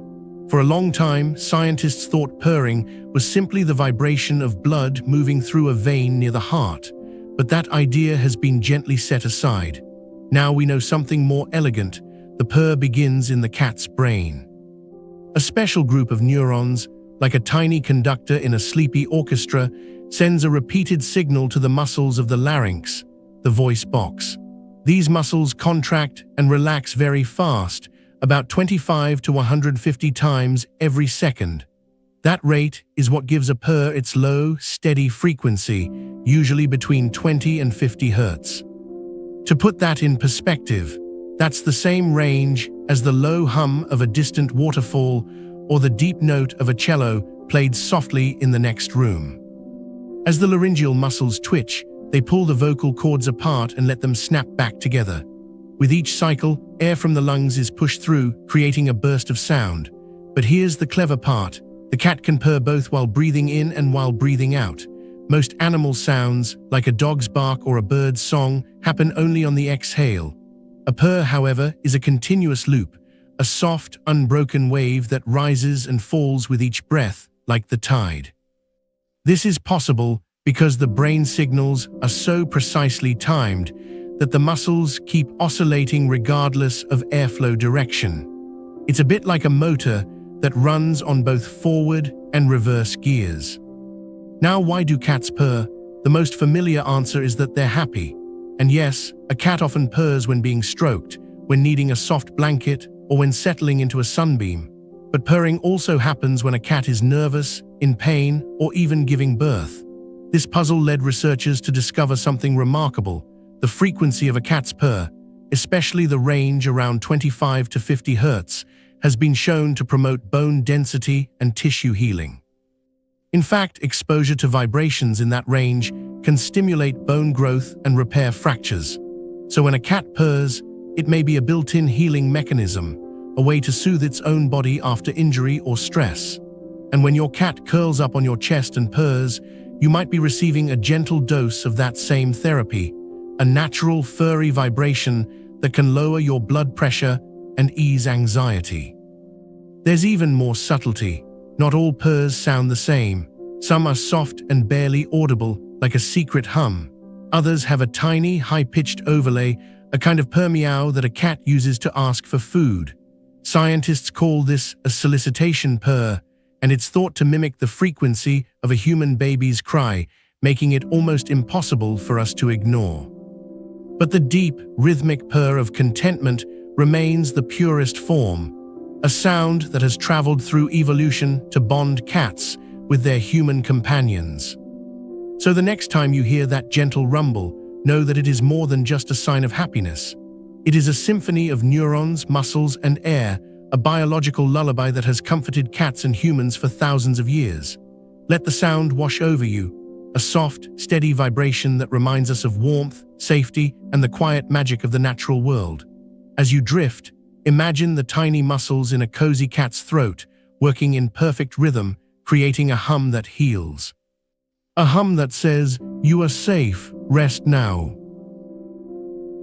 Imagine a world where the great library of Alexandria never burned, where the wisdom of the ancient world, gathered from every corner of the Mediterranean, survives intact.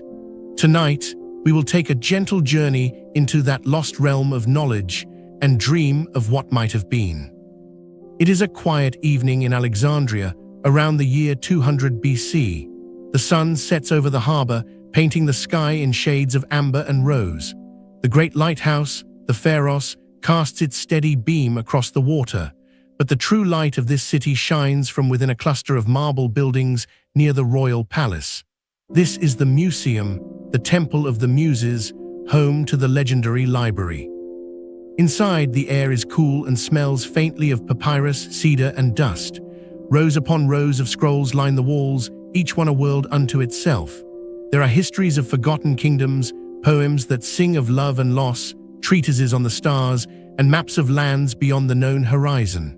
Scholars from every land gather here, not to argue but to share. They whisper in Greek, in Egyptian, in Persian, in Sanskrit.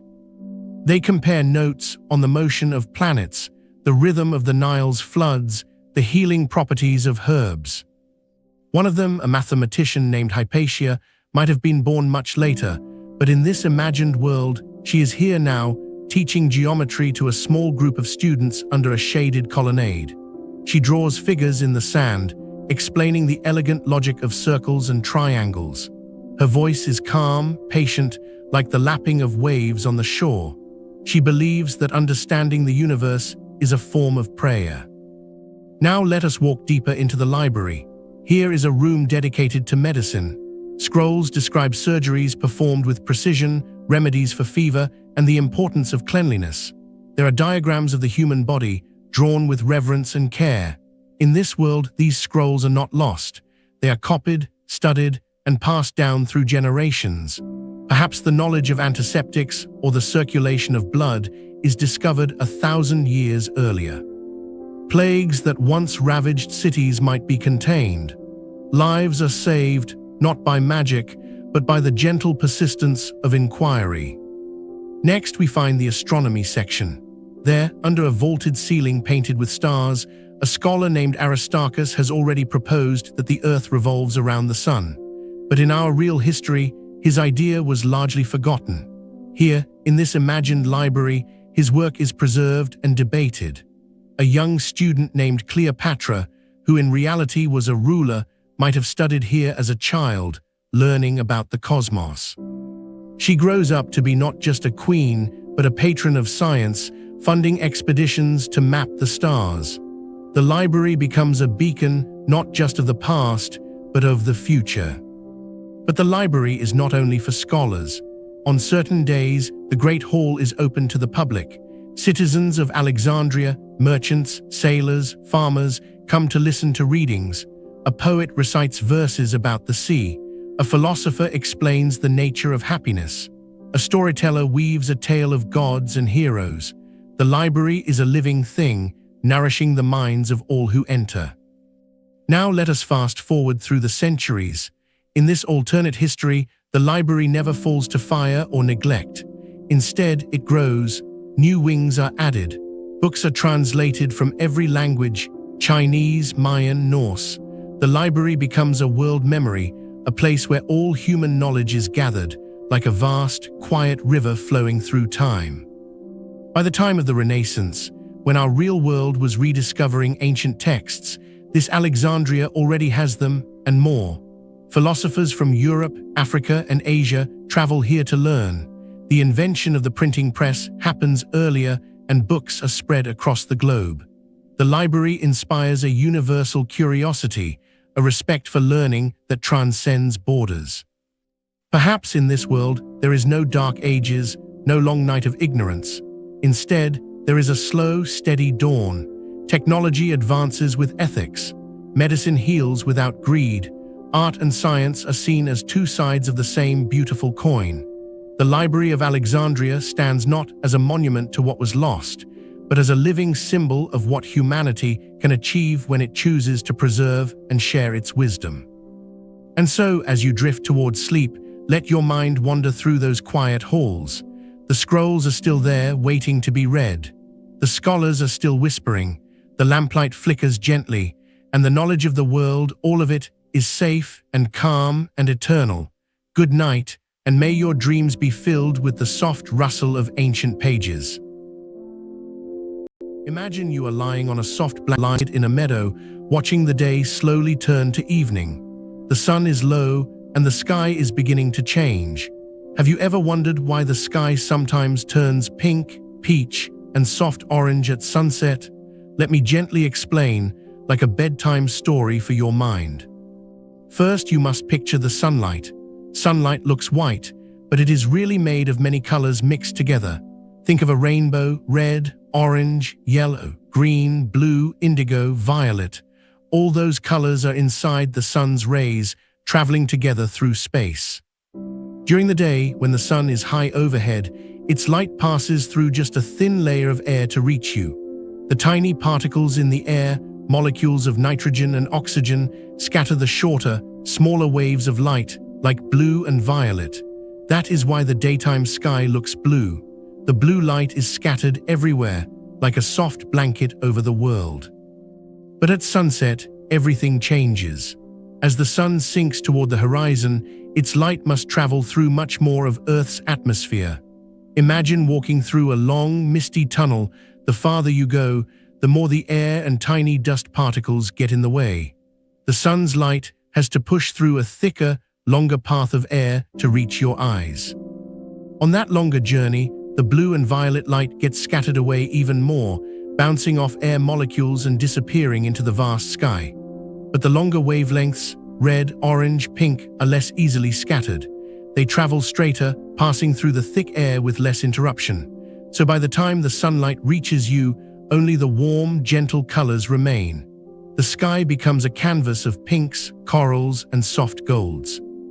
There is another quiet helper: dust and tiny particles in the air. After a calm day, especially if there are a few clouds or a little haze, these particles add to the effect. They scatter the light in a way that deepens the pink and red hues. That is why some sunsets are especially rosy and dreamy. If there are clouds, they catch the colored light like soft pillows glowing from beneath. Also, the angle of the sun matters. When the sun is very low, its light hits the atmosphere at a shallow angle, so the path through the air is even longer. The colors become more intense. Sometimes you see a whole spectrum of warm colors, from pale yellow near the horizon to deep rose higher up. And here is a gentle secret. This happens every single day, but we only notice it when we pause to look.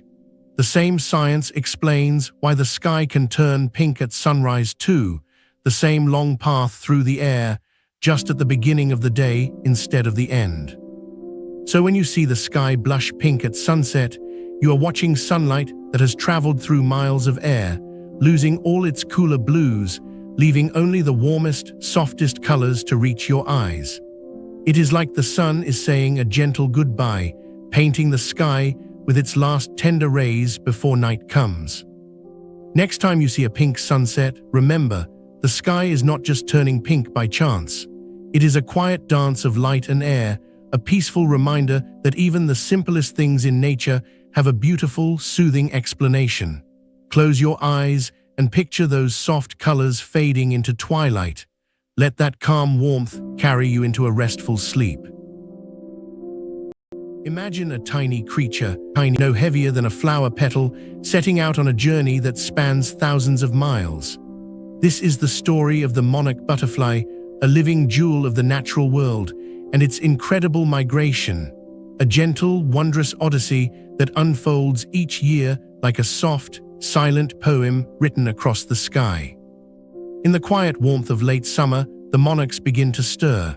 They have spent the past few weeks sipping nectar from goldenrod and asters, building up reserves of energy in their fragile bodies. But something else is happening too, a deep, ancient whisper inside them, telling them it is time to go. This generation is different. It will not lay eggs, it will not see the familiar fields of milkweed where it was born. Instead, it will fly south, farther than any butterfly has gone before, to a place it has never seen, a hidden forest high in the mountains of central Mexico. Their journey is slow and steady, a gentle flutter of orange and black against the blue canvas of the sky.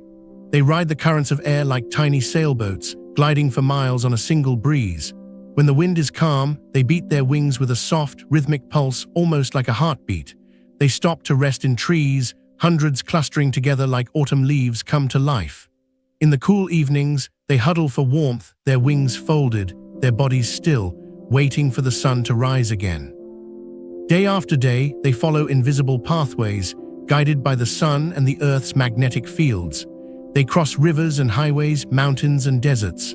Some will be lost to storms or hungry birds, but the great majority press on, driven by an instinct so powerful it feels like a prayer. They do not hurry.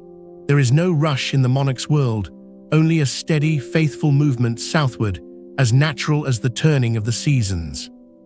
After weeks of travel, the survivors arrive in the Oyamel fir forests of Michoacán. Here, at an elevation of nearly 10,000 feet, the air is cool and damp, perfect for their winter rest. They gather in vast clusters, sometimes millions of butterflies, hanging from the branches like living tapestries. The trees bend under their weight, but the monarchs do not mind. They are home. They will spend the winter here in a state of peaceful stillness, waiting for the warmth of spring to wake them again. When March arrives, the butterflies begin to stir. They mate among the branches, then the same butterflies that flew so far south begin their return journey, but only partway. They fly north to the southern United States, where they lay their eggs on fresh milkweed, and then, their mission complete, they gently fade away. A new generation is born, one that will continue the journey north, reaching as far as Canada by summer. And then, in the late summer, another generation will feel that same ancient whisper, and the Great Migration will begin all over again. It is a cycle of life so delicate and so perfect that it seems like a dream. The monarch butterfly teaches us that even the smallest among us can undertake an epic journey, that beauty can travel across continents, that life, in all its fragility, finds a way to renew itself again and again. As you drift towards sleep, picture those fragile wings, carrying hope across a vast and gentle world. And know that the monarchs are out there, even now, following their own quiet path through the night. Imagine a twilight world where the last rays of the sun have slipped away and the sky is brushed with deep indigo. For most creatures, this is a time of quiet retreat, but for bats, this is the beginning of their day. They emerge from their roosts, caves, hollow trees, old barns, not with a flurry of noise, but with a gentle, purposeful flutter. And here in the near-total darkness, they do something truly magical. They see with sound. This is not a superpower from a comic book, but a real, elegant, and ancient ability called echolocation, a kind of living sonar that turns the silent night into a landscape of echoes. Let's drift into this world and understand how these gentle flyers paint the darkness with their own quiet calls.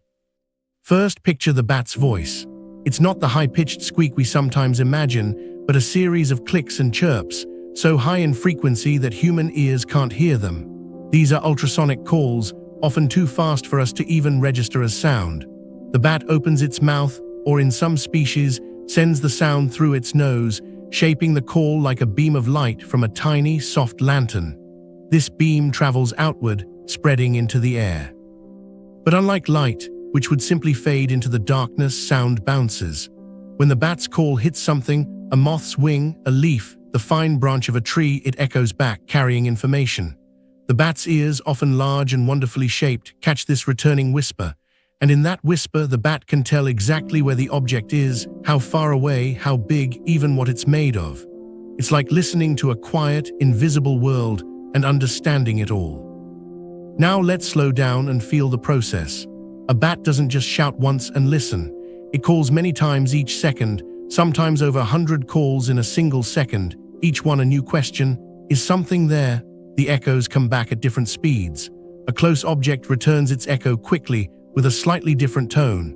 A distant tree returns a fainter, later echo. The bat's brain, tiny but incredibly fast, processes these echoes into a three-dimensional map.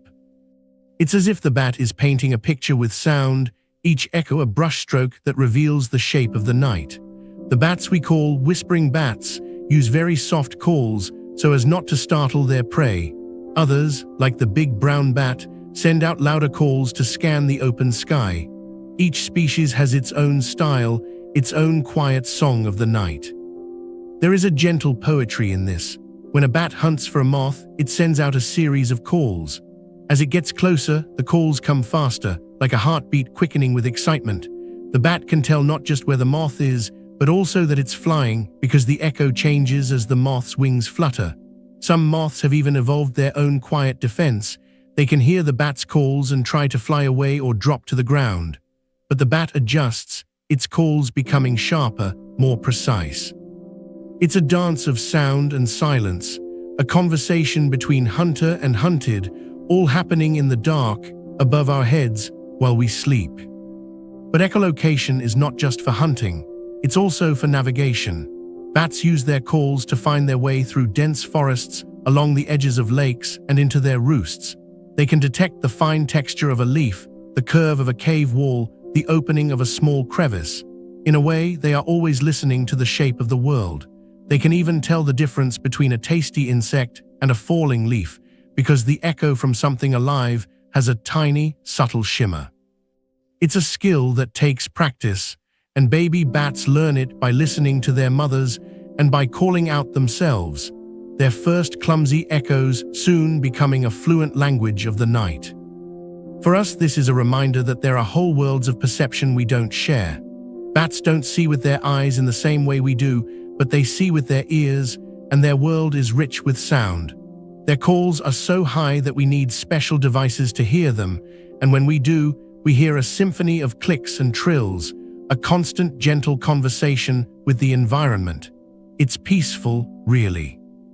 It's a system that has been perfected over millions of years, a way to thrive in the quiet hours when the world is still. So the next time you see a bat fluttering at dusk, remember, it's not just flying blind.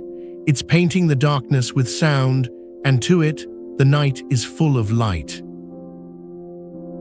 Deep in the White Mountains of East California, where the air is thin and the wind whispers secrets across ancient stone, there stands a tree that has been alive for more than 5,000 years. It is a bristlecone pine, its twisted, weathered trunk no taller than a modest house, yet it holds within its gnarled wood the memory of all human history. This is the world's oldest known living tree, a silent witness to the rise and fall of civilizations, the slow drift of continents, and the quiet rhythm of the seasons. To reach this tree, you must leave behind the familiar world of green valleys and rushing streams. The path climbs steeply into a rocky, windswept land where the only sounds are the crunch of your boots on gravel and the occasional call of a raven. The bristlecone pines grow here, scattered across the slopes like ancient sentinels. They are not tall or majestic in the way of redwoods or oaks. Instead, they are twisted, stunted, almost sculptural in their shapes. Their bark is a patchwork of orange, brown, and silver, and their needles are deep green, clinging to life in a place where most plants cannot survive. This particular tree has no name, though it is sometimes called the Methuselah of its kind, after the biblical figure who lived nearly 1,000 years. But even that comparison falls short. This tree has been alive since the time of the first Egyptian pharaohs. It was already hundreds of years old when the pyramids of Giza were built. It saw the birth of writing, the rise of ancient Greece, the fall of Rome, the voyages of Columbus, the Industrial Revolution, and the first moon landing. All of that, and it has never moved from this one spot, its roots gripping the rocky soil with a patience that defies understanding. How does a tree live so long? The bristlecone pine has a secret. It grows incredibly slowly, adding only a fraction of an inch to its girth each century. Its wood is dense and resinous, resistant to rot, insects, and disease. The harsh environment, thin air, extreme cold, fierce winds, and little rainfall actually helps it. Competition is scarce. No other tree can grow here, so the bristlecone has the mountain all to itself. It conserves energy, sheds dead wood, and focuses on the small, living strips of bark that carry water and nutrients. In a way, it has learned to survive by not trying too hard. It accepts the harshness of its home and adapts, slowly, patiently. Scientists have studied this tree carefully, using core samples that reveal its rings. Each ring tells a story of a year's growth, a thin ring for a dry year, a thicker one for a wetter season. By counting these rings, they have traced its life back more than 5,000 years. The tree's rings also record the history of the planet's climate, volcanic eruptions, droughts, and even the faint echoes of solar storms. It is a living archive, a library of the Earth's memory written in wood. Standing near this tree, you feel a strange sense of stillness. The world rushes on, but the tree does not hurry. It has seen everything. It has watched the stars wheel overhead, the seasons come and go, and the human race grow from small bands of hunters into a global civilization. And still it stands, its roots sunk deep into the ancient stone, its branches reaching toward the sky as if in quiet prayer. The wind moves through its needles with a soft, sighing sound, a sound that has been heard for millennia. It is a sound of peace, of endurance, of a life so long that it almost blurs into eternity. So when you lie down to sleep, imagine that you are sitting beside this ancient tree. The air is cool and still. The stars are bright above the mountain. The tree breathes, slow and steady, and you breathe with it. There is no rush, no noise, no worry. Only the gentle, patient presence of the oldest living thing on Earth, watching over the night, holding the world softly in its ancient roots. And as you drift off, you feel the tree's calm enter your own heart, a quiet reminder that some things simply endure, and that is enough. Close your eyes for a moment and imagine a quiet room. The soft hum of a distant fan, the gentle rustle of a curtain, and then someone near you lets out a long, slow yawn. It's a simple act, but something curious happens. You feel a tiny pull, a subtle echo in your own jaw. Your breath deepens, and before you know it, you're yawning too. Why does that happen? Why is yawning contagious? Let's explore this gentle mystery together. Yawning itself is a quiet, ancient reflex. Every mammal, every bird, even some reptiles yawn. It's a slow, deep inhale, a pause in the rhythm of breathing. For a long time, scientists thought yawning was just the body's way of waking up, flooding the brain with oxygen or cooling it down, and there is truth to that. When you're tired, your brain gets a little warm. A deep yawn draws in cooler air, like a soft breeze passing over the mind. It's a tiny cooling system, a gentle reset. But the contagious part, that is something else entirely. The secret lies in a part of your brain called the mirror neuron system. These are special cells that fire not only when you do something, but also when you see someone else do it. See someone smile, and your own smile muscles twitch. Watch someone yawn, and your mirror neurons whisper, maybe we should yawn too. It's not a conscious choice, it's a quiet, automatic response. Your brain is simulating the action as if to understand what the other person is feeling. It's a form of empathy, a subtle bridge between two people. But here's the fascinating part. This mirroring is strongest for people you know. You are more likely to catch a yawn from a friend or a family member than from a stranger. And even more interesting, the tendency to catch a yawn is linked to how empathetic you are. People who score high on tests of empathy are more prone to contagious yawning. It's as if your brain is saying, I see you, I feel you, I'm with you. In a way, contagious yawning is a quiet act of connection. There is also a theory about social bonding. In ancient times, living in groups was essential for survival. Yawning at the same time may have helped synchronize the group's sleep-wake cycles. When one person yawned, it signaled to everyone else, we are all tired, let's rest together. It's a gentle, non-verbal agreement. Think of it as a soft chorus, a collective sigh settling into sleep. And yet not everyone is affected. Young children under the age of 4 or 5 rarely catch yawns. Their brains are still developing the neural pathways for empathy. People with certain conditions, like autism or schizophrenia, may also show less contagious yawning. This is not a sign of coldness, but rather a different way of processing social cues. The yawn spreads most easily among those who are wired to connect. But what if you yawn alone? Sometimes you don't need to see anyone. Just reading about yawning or even thinking about it can trigger one. Your own brain begins to imagine the sensation and the reflex takes over. It's a trick of the mind, a gentle suggestion that becomes real. So if you feel a yawn coming on now, that's perfectly natural. It's your mirror neurons at work, connecting you to the idea of yawning across time and space. It's a beautiful, quiet reminder that we are not isolated. We are wired to echo each other, to synchronize, to share tiny moments without words. So next time you see someone yawn and you feel that gentle pull in your own jaw, smile a little. It's just your brain saying, I see you, I'm here too. And now, let that thought drift like a soft cloud as your own breath deepens and the world grows still. Imagine, if you will, a quiet town in the high desert of New Mexico, a place called Taos. The sky is a deep, endless blue during the day, and at night, the stars shine with a clarity that seems almost unreal. The air is still, the streets are peaceful, and for most people this is a sanctuary of silence. But not for everyone. For a small number of residents, the silence is broken by a sound that has no source, no explanation, and no end. It's a low, persistent hum, like a distant diesel engine idling somewhere just out of sight. This is the strange case of the Taos hum, a mystery that has puzzled scientists, locals, and visitors for decades. It all began in the early 1990s, when reports started trickling in from the small artistic community of Taos. People described a sound that was not quite audible to everyone, but for those who could hear it, it was impossible to ignore. It was a low-frequency drone, around 30 to 80 hertz, a frequency that feels more like a vibration than a sound. It would come and go, often at night, and it was most noticeable indoors. Some described it as a faint rumble, others as a throbbing pressure in their ears.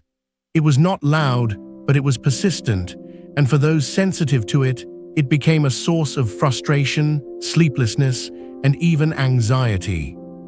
What made the Taos hum so peculiar was that not everyone could hear it.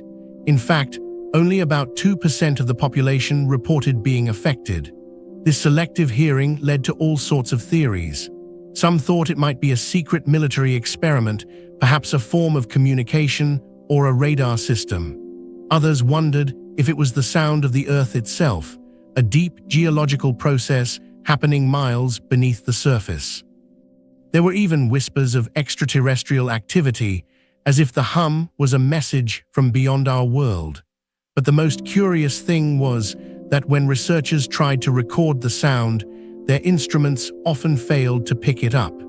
It was as if the hum existed only in the ears and minds of those who heard it. In 1993, a team of scientists from the University of New Mexico visited Taos to investigate. They brought sensitive microphones and recording equipment, hoping to capture the elusive hum. They interviewed dozens of people who claimed to hear it and conducted experiments to rule out common causes like traffic, machinery, or electrical lines. After months of study, they concluded that the hum was real, but they could not identify its source. The sound seemed to come from all directions at once, making it impossible to locate. Some researchers suggested that it might be a form of tinnitus, a condition where people hear sounds that aren't there. But many of the hearers had no history of hearing problems, and they could often predict when the hum would appear, as if it followed a pattern. Over the years, the Taos hum became a kind of legend, attracting curious visitors and even more researchers. Similar hums were reported in other parts of the world, in Bristol, England, in Kokomo, Indiana, in Windsor, Ontario. Each case had its own local flavor, but the description was always the same: a low, persistent drone that only some could hear. In Taos, the hum seemed to be tied to the landscape. Some noted that it was stronger near certain geological formations, like the Rio Grande Rift, a massive crack in the Earth's crust that runs through the region. Could the hum be the sound of magma moving deep underground? Or perhaps it was the vibration of groundwater flowing through ancient aquifers? These ideas were intriguing, but none were proven. As the years passed, the hum became a part of Taos's identity. Some residents learned to live with it, using white noise machines or earplugs to drown it out. Others moved away, unable to find peace. But for those who stayed, the hum was a reminder that not everything in this world can be explained by science. It was a secret that the desert kept, a whisper from the earth that only a few could hear. And perhaps that's what makes the Taos hum so fascinating. It's a mystery that invites us to listen more closely, to pay attention to the subtle vibrations that surround us every day, whether we notice them or not. Today, the Taos hum remains unexplained. Scientists continue to study it, but no definitive answer has been found. It's a gentle puzzle, a quiet enigma that doesn't demand to be solved. And as you drift off to sleep tonight, you might find yourself wondering, what would it be like to hear that hum? Would it be a nuisance, or would it be a strange comfort, a reminder that the world is full of mysteries yet to be uncovered? Perhaps in the stillness of the night, you might even imagine you hear it, a low, distant drone just at the edge of hearing, like the earth itself humming a lullaby. Close your eyes for a moment, imagine a gentle rain falling on a warm afternoon. The air feels soft and clean, and then, as the clouds begin to part, a single ray of sunlight breaks through. It touches the falling raindrops, and slowly, like a secret being whispered from the sky, a rainbow appears. This is nature's gentle arc of light, a promise of calm after the storm. Let's explore together how this beautiful, quiet miracle happens. A rainbow begins with two simple things, sunlight and water, but it's not just any sunlight. The sun must be behind you, and the rain must be falling somewhere ahead, like a curtain of tiny glass beads. When a beam of white light enters a raindrop, something magical occurs. Light, which we usually think of as white, is actually a blend of many colors: red, orange, yellow, green, blue, indigo, and violet. Each color travels at a slightly different speed, and when light passes from air into water, it bends. This bending is called refraction. Imagine a child running from a grassy field onto a sandy beach. Their path changes, slowing down as they hit the sand. Light does the same, slowing and bending as it enters the rounded droplet. Inside the raindrop, the light bounces off the back inner surface, like a tiny mirror. This is called reflection. Then, as it leaves the droplet, it bends again, spreading the colors apart even more. The angle of this bending is always the same, about 42 degrees for red and slightly less for violet. That's why a rainbow is always a perfect arc, and why you can only see it when the sun is low behind you and the rain is in front. Each raindrop acts like a tiny prism, sending out its own little spectrum, but you only see the colors from the drops that are at just the right angle in relation to your eyes. That's why every rainbow is unique to where you stand. It's a personal message from the sky. Sometimes, if you're very lucky, you might see a double rainbow. This happens when light reflects twice inside the raindrop.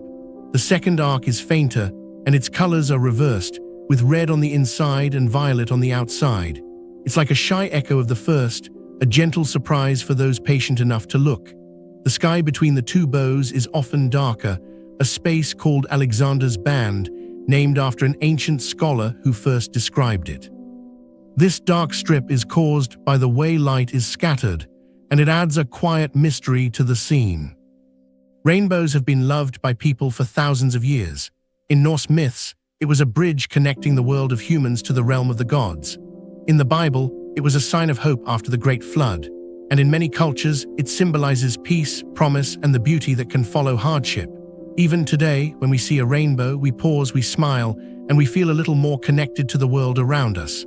It's a reminder that even in the middle of a storm, there is light waiting to break through. See a rainbow, you don't need any special tools. Just look for a rainy day when the sun is low, preferably in the late afternoon or early morning. Stand with your back to the sun and scan the sky ahead. You might see a faint glow at first, then the colors will grow, arching from the ground up into the clouds. If you're in a plane, you might even see a full circle, a rainbow ring around the shadow of the aircraft. But from the ground, it always looks like a gentle bridge, connecting earth and sky. Rainbows also appear in other forms, in the mist of a waterfall, in the spray of a garden hose, even in the dew on a spider's web. Every tiny droplet can create a rainbow if the light is right.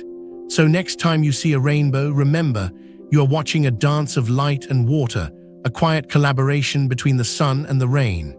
It's a simple, beautiful fact of nature, and it's there just for you in that moment.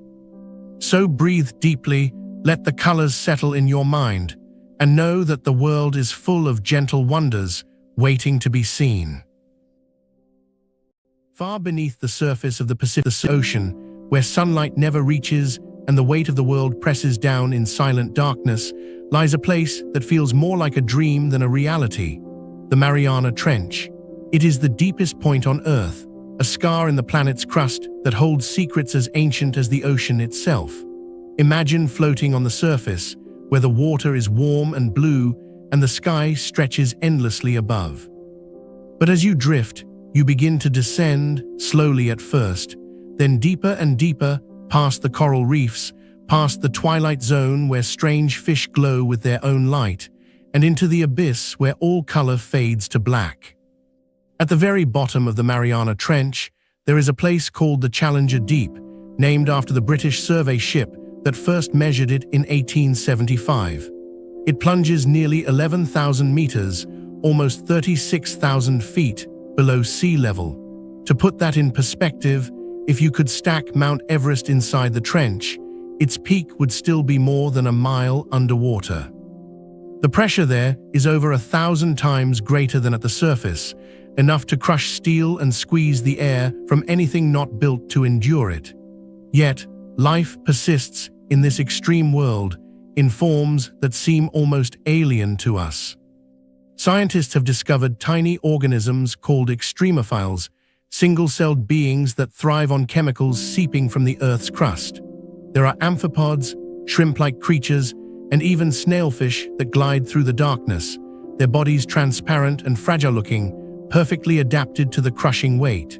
These creatures have evolved in isolation for millions of years, their world unchanged by the seasons or the sun. When you listen to the quiet hum of the deep, you can almost hear the slow, steady heartbeat of our planet. The trench itself is a subduction zone, where the Pacific Plate slides beneath the Mariana Plate, creating a deep canyon that continues to grow wider and deeper over time. This process has been happening for millions of years, and it shapes not only the ocean floor, but also the volcanic islands that rise above it. The Mariana Islands, with their lush green slopes and active volcanoes, are a direct result of this slow, powerful dance beneath the waves. It is a reminder that even in the most peaceful places, the Earth is always moving, always changing. One of the most fascinating secrets of the Mariana Trench is the presence of serpentine mud volcanoes, which spew a thick, clay-like substance from deep within the mantle. These mudflows contain minerals and chemicals that have been locked away for eons, offering clues about the origins of life on Earth. Scientists believe that similar environments may exist on other worlds, like Jupiter's moon Europa, where oceans beneath icy crusts could harbor life in the dark. The trench, then, becomes a window not just into our past, but into the possibilities of life beyond our planet. Yet for all its mystery, the Mariana Trench is not entirely untouched by humanity. In 1960, two explorers, Don Walsh and Jacques Piccard, descended into the Challenger Deep in a submersible called the Trieste. They spent only 20 minutes on the bottom, surrounded by darkness and a single fish that drifted past their porthole. Then, in 2012, filmmaker James Cameron made a solo dive in a specially designed submersible, capturing images and samples that revealed new species and strange landscapes. These visits are rare, and the trench remains one of the least explored places on Earth, a vast frontier waiting to be understood. As you drift back up through the layers of the ocean, imagine the silence and the stillness of that deep world. The water grows warmer, the light returns, and you surface again under a canopy of stars. The Mariana Trench is a reminder that there is still wonder in the unknown, that even in the deepest, darkest places, life finds a way to flourish. And as you close your eyes, you can let your mind wander to that quiet, peaceful abyss, where time moves slowly and secrets are kept safe beneath the waves. Close your eyes for a moment, and imagine a time when you were suspended in a warm, dark ocean, floating in perfect stillness. You were smaller than a seed, yet already beginning to grow, and you were connected to a world beyond your own by a single, delicate cord. That cord was your lifeline, your first highway of nourishment and oxygen. And when you were born, that cord was cut, leaving behind a tiny, mysterious mark, your belly button.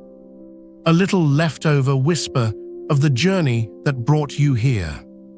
Every single person has one. Every mammal, in fact, from the great blue whale to the tiniest mouse, carries this small scar. But why? What is the belly button, really? Let me tell you a gentle story about this tiny remnant of life. Long before you took your first breath, you were a cluster of cells growing in the safe, warm cocoon of your mother. At first, you were so small you didn't need much, just the nutrients that floated in the fluid around you. But soon you began to grow bigger, and your little heart started to beat.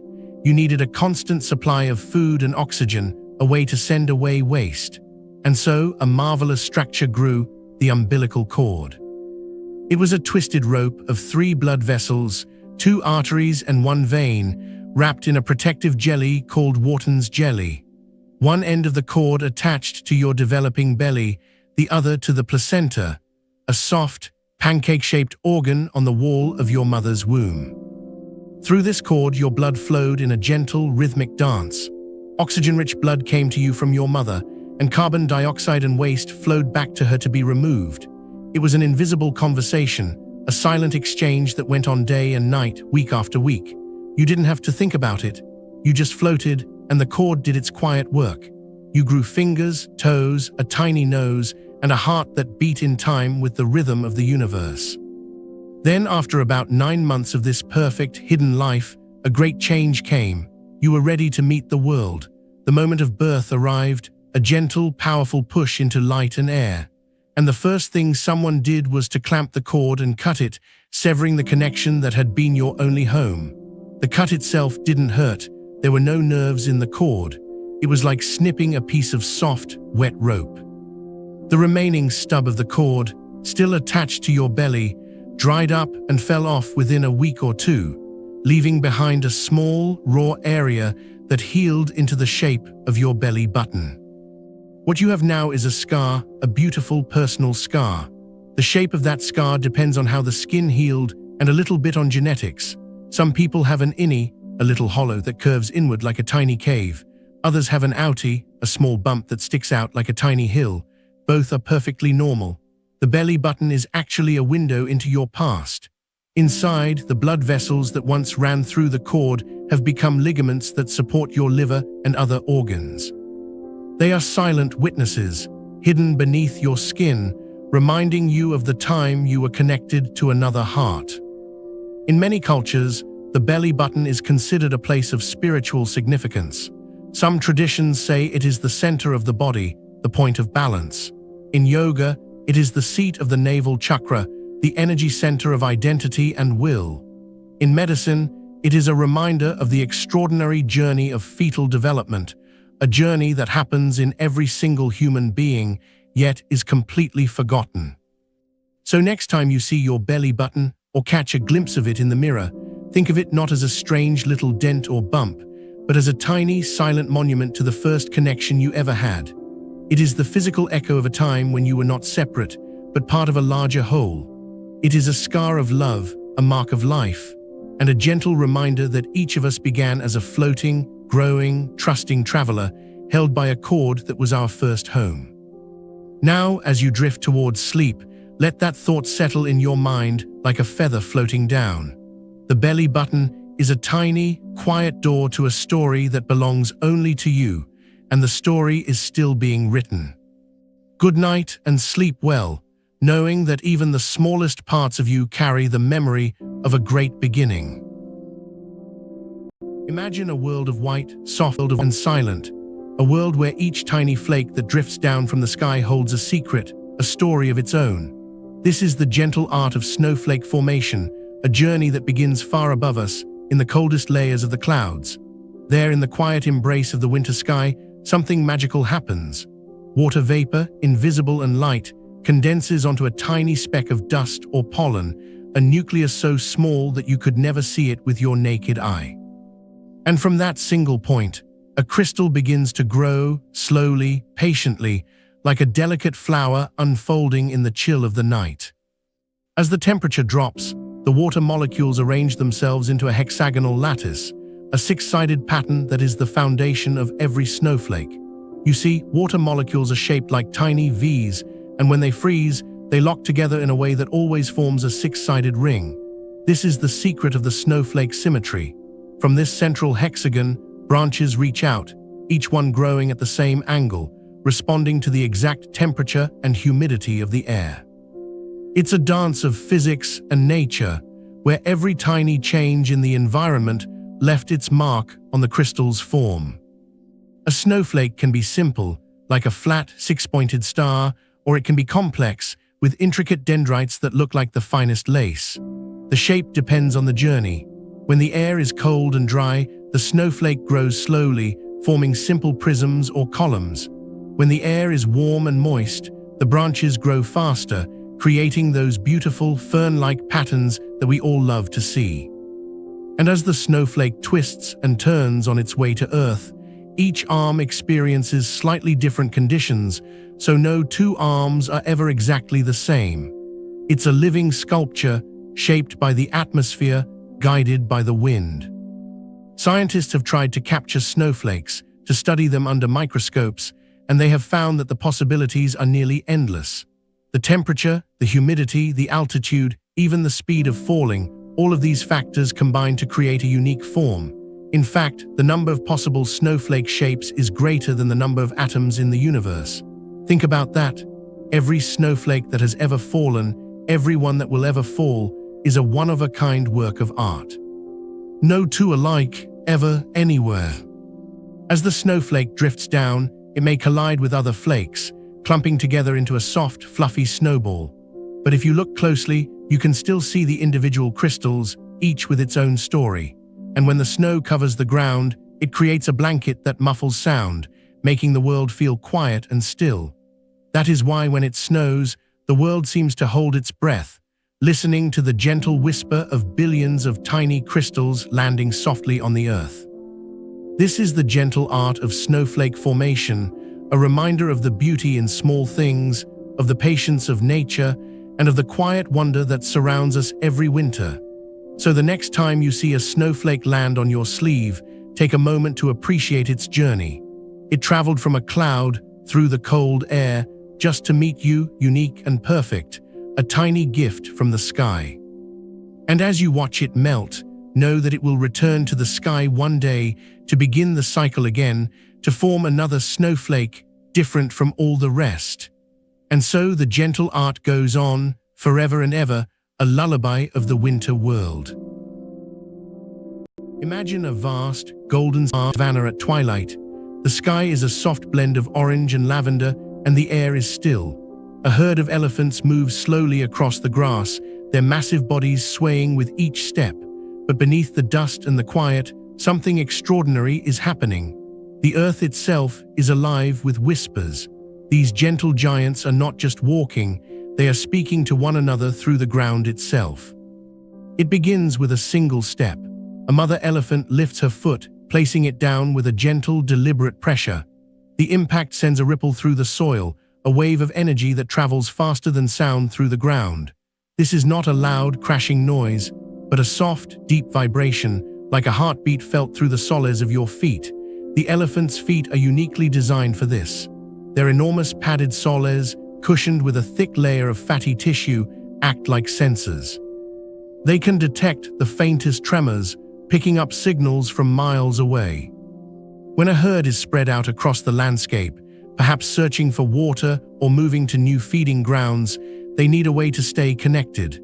They can't always see each other through tall grass or hear each other over the wind, so they use the earth as their telephone line. A leader, often the matriarch, might stamp her foot or shift her weight in a particular pattern. The vibration travels through the ground, passing through different layers of soil and rock, and is received by the other elephants, who feel it through their feet or even through their trunks, which they sometimes press to the ground to listen more closely. This underground network is surprisingly sophisticated. Elephants can distinguish between different types of signals. A slow, rhythmic thumping might mean, "Come this way." A sharper, quicker series of stomps could warn of danger. They can even sense the emotional state of another elephant from the quality of the vibration. A frightened calf sends a trembling, hurried pulse. A calm elder sends a steady, reassuring beat. The communication is so precise that elephants can recognize the unique footprint of each member of the herd. Scientists have studied this phenomenon, calling it seismic communication. They discovered that elephants can detect vibrations up to 20 miles away, especially when the ground is firm and the air is still. The sound waves travel through the Earth's crust, and the elephant's ears and bones resonate with the frequencies. It's a language that is almost invisible to us, but it shapes the entire life of the herd. Think of a young elephant who has wandered too far from its mother. It might let out a low rumble, but the sound can be muffled by the wind. Instead, it will stomp its small feet, sending a message through the ground. The mother, perhaps resting a mile away, feels the vibrations through her feet. She lifts her head, turns, and begins to walk back, following the subtle trail of tremors. This form of communication also helps them coordinate during migrations. When the dry season comes and water is scarce, the herd must travel long distances. The matriarch knows the paths, and she sends out gentle pulses through the ground as she leads. The elephants behind her feel each step, adjusting their pace, staying together even when they cannot see one another. The herd moves as a single, connected organism, bound by the earth beneath them. Even in moments of greeting or mourning, the ground carries their messages. When two elephant families meet after a long separation, they often approach slowly, their feet sending out soft, excited vibrations. They can feel each other's joy before they even touch. In times of loss, when a member of the herd dies, the others may stand around quietly, their feet occasionally pressing into the earth, as if sending a final, gentle farewell through the ground. The beauty of this system is its subtlety. It does not demand attention, it is always there, like a quiet hum beneath the surface. The elephants do not need to shout or rush. They simply exist in a world where every step is a word, every pause is a thought.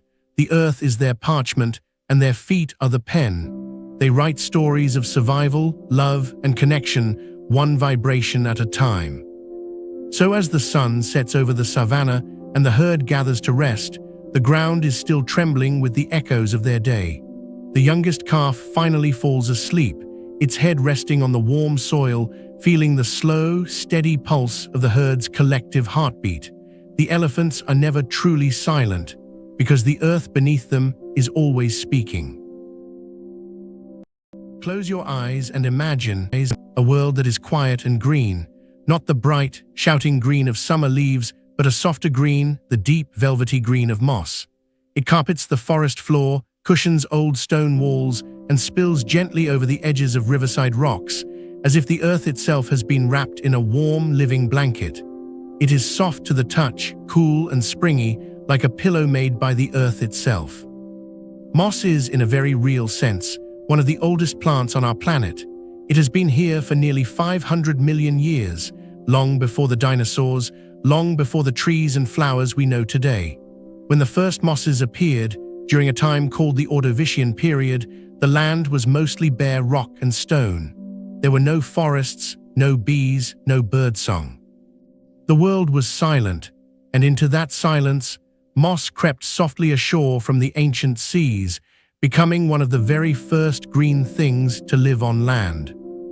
There are at least 12,000 different species of moss scattered across the earth, from the warm tropics to the frozen edges of Antarctica.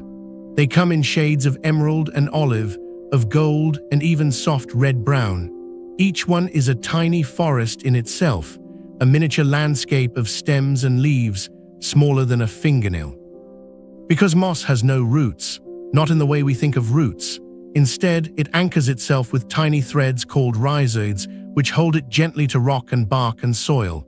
It doesn't drink from deep underground. Instead, it drinks from the air, from mist and rain, and the cool breath of morning dew. Its leaves are only a single cell thick, delicate as tissue paper, yet through them it absorbs everything it needs, like a tiny green sponge. And because it has no seeds, it scatters spores instead, finer than dust, drifting on the wind like whispers. Each spore is a tiny promise, a hope that, somewhere damp and shaded, a new green cushion will take root. One of the most remarkable things about moss is that it can seem to die and then come back to life. During dry spells, it turns brittle and brown and appears to fade away. But when the rain returns, it swells with water and wakes again, green as ever, as if the drought had never happened. Some mosses have waited this way for years, holding still in dormancy until the water returns. It is a quiet kind of persistence, a gentle stubbornness that has carried this plant through the ages. Moss is also a pioneer. Wherever land is bare, volcanic rock, a fallen stone, a patch of exposed gravel, moss is often the first to arrive. It softens the surface with its tiny rhizoids, and as it grows, thin layers of organic matter build up, creating soil where there was none. In this way, moss prepares the ground for larger plants, slowly and humbly, without asking for credit. Every forest that has ever existed owes something to the patient labor of these small green pioneers. In ancient peat bogs, certain kinds of moss have been gathering for thousands of years, layer upon layer, storing carbon and preserving the memory of the landscape. Some bogs in the far north are as old as 10,000 years, living archives of the past, kept safe by this quiet plant. When mosses sink into these bogs, they decay very slowly, locking carbon into the earth in a way that helps cool the entire planet. In Japan, moss gardens have been cultivated for centuries, places where people come to sit and simply be. The most famous holds more than 100 kinds of moss, forming a carpet so deep it seems to muffle all sound. To walk through such a garden is to step into a slow, quiet world where time itself moves more gently. Moss grows at a pace that has nothing in common with our modern speed.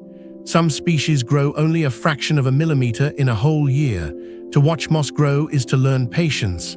It does not hurry, it does not compete. It simply continues in its own steady way for centuries, if undisturbed. A single cushion of moss might outlive many generations of the animals and humans who pass by. As you lie here, perhaps on the edge of sleep, Think about the moss beneath the trees, pillowing the forest floor, cooling the earth, holding moisture, providing a tiny shelter for insects and young seedlings. It has seen the rise and fall of countless creatures. It has outlived the glaciers and the oceans that washed over ancient continents. And still, it grows softly and surely wherever the land is damp and the light is low. There is a quiet power in being patient, persistent, and small. Moss reminds us that we don't need to be loud to make a difference. We only need to keep going, gently, day after day. And like moss, may your own thoughts grow soft and peaceful now, as sleep settles over you like a cool green blanket. Picture yourself standing on a quiet shore, the sky slowly fading from blue to deep violet as evening settles in. The air is still, carrying the faint scent of salt and damp earth. You look up, and there, just above the horizon, the moon hangs, enormous, impossibly large, like a golden lantern floating on the edge of the world.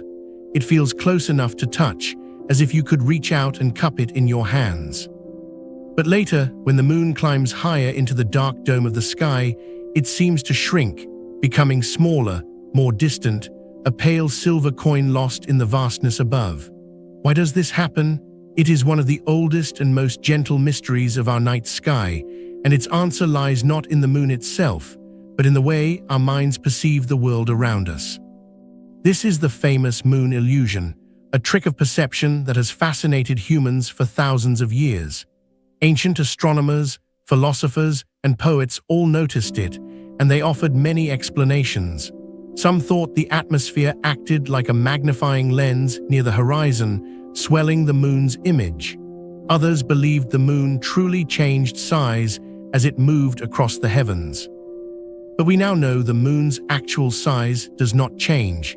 It remains a steady 2,160 miles in diameter, whether it sits on the horizon or directly overhead.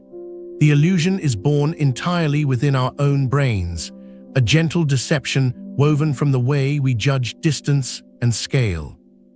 To understand this, first imagine a familiar scene, a wide open field with trees and houses scattered across the land. When the moon rises near the horizon, it appears behind distant objects, a farmhouse, a row of hills, a lone tree against the fading light. Your brain, skilled at reading depth and distance, compares the moon to these earthly landmarks. They seem far away, and so the moon sitting behind them must be even farther, and therefore in your mind it becomes larger. It is as if your brain whispers, if that house is small and far, then the moon, which is behind it, must be enormous. This is the Pons illusion, named after a famous visual trick where two lines of equal length appear different when placed between converging lines, like train tracks meeting at the horizon. The moon becomes the object, and the landscape provides the tracks. Now look up at the zenith, the point directly above you. Here the moon floats in an empty sea of blackness, with no familiar objects to compare it to. Your brain has no reference points, no trees or hills to anchor its sense of scale. The sky feels like a vast, shallow dome, and the moon appears closer, smaller, like a light bulb hanging from a ceiling. Without context, your perception shrinks it back to its true angular size, about the width of a thumbnail held at arm's length. But on the horizon, the same thumbnail becomes a dinner plate, because your brain automatically compensates for the imagined distance. There is another subtle factor at play, the shape of the sky itself. When you look at the horizon, the sky feels like a flattened bowl, stretching far away at the edges and curving overhead. But your brain expects the sky to be a perfect dome, equidistant in all directions. This mismatch creates a distortion. The horizon seems farther away than the zenith, so the moon there is perceived as larger. It is a quiet, persistent error in our visual system, one that has likely been with us since our ancestors first looked up in wonder. Interestingly, you can test this illusion for yourself. Next time you see the moon large and glowing on the horizon, hold a small object, a pencil eraser, a coin, at arm's length and block out the moon. You will find that the moon is no bigger than the eraser. Then wait until it rises higher and try the same trick. The moon will still be the same size relative to your thumb or coin, even though it now looks smaller. Your eyes are telling you one story, but your brain is telling another. The moon is a faithful companion, unchanging and constant, while our minds paint it with the colors of distance and depth. And so, as you drift towards sleep, remember this gentle illusion. The moon is not playing tricks on you, it is simply reflecting the light of the sun, steady and true. The size you see is a gift from your own perception, a reminder that the world is not always as it appears. The horizon moon is a poem written by your brain, using the landscape as its ink. It invites you to pause, to breathe, and to marvel at the quiet magic of seeing. Let that image settle in your mind, the large golden moon resting on the edge of the earth, a lullaby of light and shadow. And as you close your eyes, know that the moon will continue its slow arc across the sky, always the same, always changing, a faithful friend to dreamers everywhere. Imagine a world without lullabies, a world where the soft hum of a mother's voice never drifted through the night air to cradle a restless child into sleep. But that world has never existed, for lullabies are among the oldest and most universal of human traditions. They are the songs that soothe through time, whispered from one generation to the next, carrying love, comfort, and a gentle promise of safety. Long before written history, in the dim glow of ancient fires, mothers and fathers sang to their little ones. The very word lullaby comes from the Middle English lulla and bai, meaning to calm and to be near. But the roots stretch far deeper. In ancient Mesopotamia, around 2000 BCE, clay tablets were inscribed with soothing incantations for children, meant to ward off evil spirits and bring peaceful dreams. These were not songs as we know them, but rhythmic murmurs, like the sound of wind through reeds or water over stones. In ancient Egypt, lullabies were woven into the fabric of daily life. One surviving fragment from the New Kingdom period, around 1500 BCE, speaks of a mother singing to her son, "Hush, little one, the sun has gone down, and the stars are your soft blanket." The melody is lost, but the feeling endures. Across the Mediterranean, Greek women sang lullabies to honor the goddess Artemis, protector of children, while Roman nurses chanted simple verses about the moon and the sea. As civilizations rose and fell, lullabies traveled with families, adapting to new languages and landscapes. In medieval Europe, lullabies were often prayers set to music, asking saints or angels to watch over the sleeping child. The famous "Rock-a-bye Baby" may have originated in the 17th century, perhaps inspired by the Native American practice of hanging birch bark cradles in trees, where the wind would gently rock them. Though the song's darker verses speak of falling, a reminder of life's fragility even in moments of peace. By the 19th century, lullabies became part of a global conversation. Composers like Johannes Brahms wrote Wiegenlied, or Cradle Song, in 1868, a piece so tender it has been sung for generations. In Russia, Tchaikovsky composed lullabies that echoed the vast, snowy landscapes of his homeland. In Japan, Itsuki Lullaby tells of a child's dream of flying over rice fields, while in Africa, lullabies often include call and response patterns, where the mother sings a line and the child coos back, creating a duet of comfort. What makes a lullaby so effective? Science has begun to uncover the secrets. The slow rhythm, usually around 60 to 80 beats per minute, mirrors the mother's resting heartbeat, a sound the child has known since before birth. The repetitive melodies, often based on simple intervals like the descending third, mimic the natural cadence of a soothing voice. And the lyrics, though varied, share a common theme: reassurance. You are safe, you are loved, the night will pass and morning will come. In the 20th century, lullabies entered the digital age. Recordings of classic lullabies became available to every home, and parents could choose from hundreds of versions. But the core remained unchanged. Even in hospitals, where premature babies struggle to sleep, neonatologists have found that playing lullabies, especially those sung by the mother, can stabilize heart rates and improve oxygen levels. The song is not just comfort, it is medicine. Today, lullabies continue to evolve.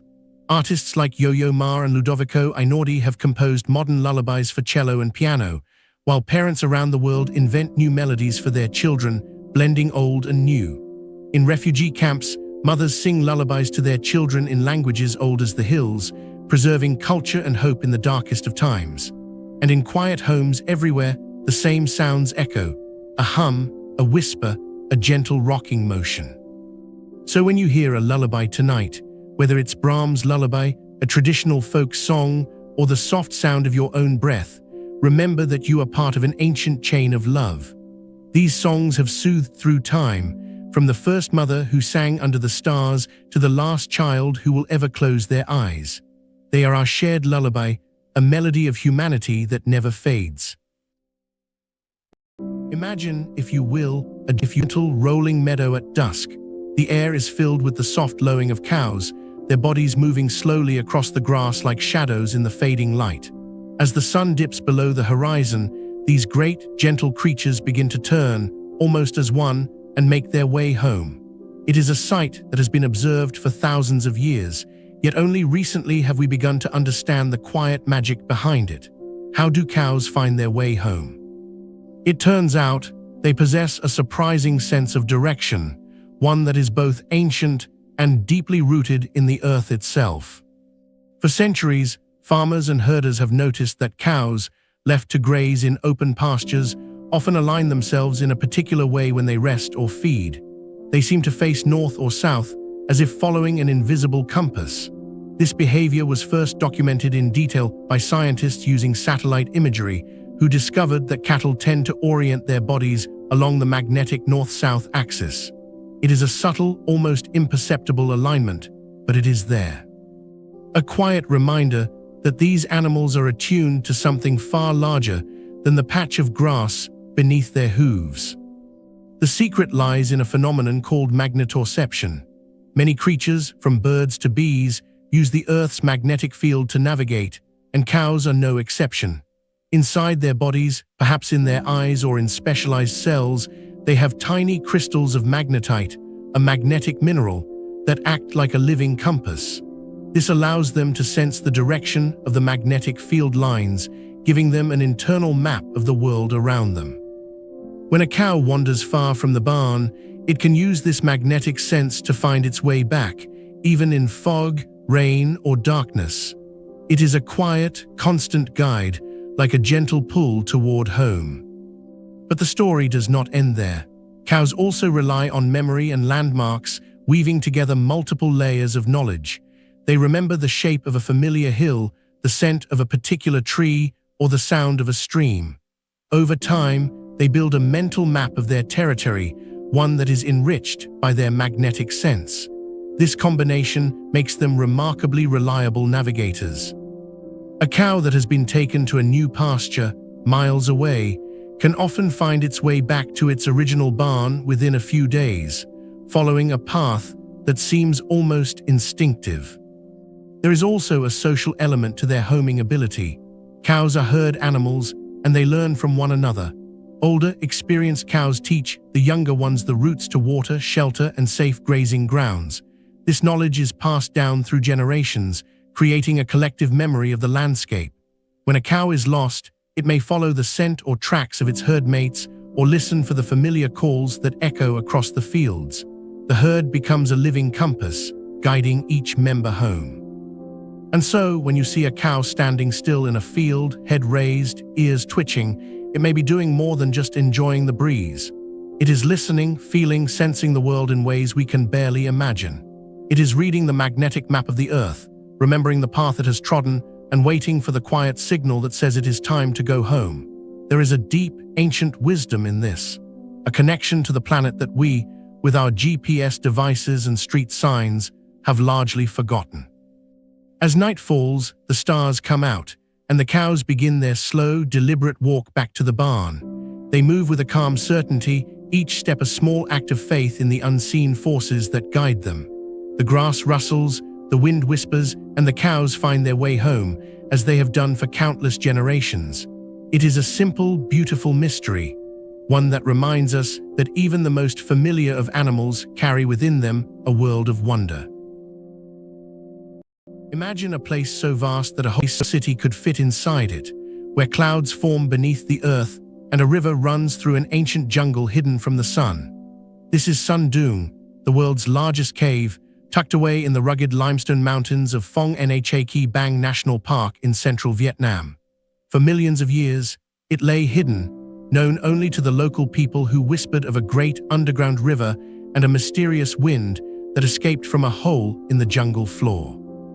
But it was not until 1991 that a local man named Ho Khan stumbled upon the entrance, a dark, gaping maw in the forest, and decided to keep it secret for fear of losing the valuable timber he collected. The cave remained undisturbed for nearly 2 decades, until a team of British cavers, led by Howard and Deb Limbert, persuaded Ho Khan to lead them back. In 2009, they finally entered what would become the world's largest cave passage, a discovery that rewrote the record books. As you walk into Sun Doong's main passage, the air changes. It becomes cool and damp, filled with the smell of wet earth and ancient stone. The first thing you notice is the scale. The passage is over 200 meters wide and 150 meters high in places, large enough to accommodate a Boeing 747 flying through with room to spare. The cave is part of a vast network of underground rivers that carved through the soft limestone over millions of years, dissolving the rock and leaving behind a labyrinth of chambers, each more stunning than the last. The main passage stretches for more than 5 kilometers, and at its deepest point, the cave descends over 150 meters below the surface. Sunlight filters in through 2 massive natural skylights, called dolines, where the roof of the cave has collapsed, allowing a slice of the outside world to reach deep inside. These dolines are the key to the cave's hidden ecosystem, for they let in light and rain, nurturing a lush, green jungle that flourishes in the perpetual twilight of the cave floor. This jungle is not like the one above. It is a miniature world, complete with its own weather. Because the cave is so large and the air is trapped, clouds can form inside, rising from the warm, moist air that evaporates from the river. Visitors often describe walking through a misty, dreamlike landscape, where the leaves of ferns and saplings are covered in droplets, and the sound of the river echoes softly against the walls. The plants here are adapted to low light, with broad leaves that capture every photon, and some species are found nowhere else on Earth. Among them are ancient trees, their roots gripping the cave walls, and delicate orchids that bloom in the softest light. The cave also hosts a unique population of animals, including blind fish that swim in the underground river, their eyes reduced to tiny dots, and spiders that weave massive webs across the cave's ceilings. The most famous resident is the Sun Doong cave gecko, a small, rust-colored lizard with webbed feet, discovered only in 2011. It scampers across the limestone with a grace that seems to belong to another world. But the true wonder of Sun Doong is its geology. The cave is filled with some of the largest stalagmites and stalactites ever recorded, including the Hand of Dog Formation, a giant pillar that rises 70 meters high, and the Cactus Garden, a field of white, calcite structures that look like frozen, crystallized plants. The cave also contains massive cave pearls, some as large as baseballs, formed by water dripping onto sand grains and slowly building up layers of mineral. The river itself is a powerful force, carving new passages every year, and in the rainy season, it floods the lowest chambers, creating an ever-changing landscape. The walls are covered in shimmering coatings of calcite, sometimes called cave gold, because they sparkle with a metallic sheen when hit by light. The whole cave feels alive, breathing in and out with the rhythm of the water and the seasons. To explore Sun Doong is to step into a world that time forgot. It is a place of profound silence, broken only by the drip of water and the distant rumble of the river. The darkness is absolute, and the few lights carried by visitors reveal only a tiny fraction of the cavern's true size. The experience is humbling, a reminder that there are still places on Earth that remain wild, untamed, and full of mystery. And because the cave is so fragile, access is strictly limited to guided tour, with only a few hundred visitors allowed each year. This protects the delicate ecosystem and ensures that the hidden jungle can continue to thrive, untouched by the modern world. As you lie down to sleep, you can imagine the gentle flow of the river, the soft light filtering through the Dolphins, and the ancient, patient process of creation that gave rise to this extraordinary place.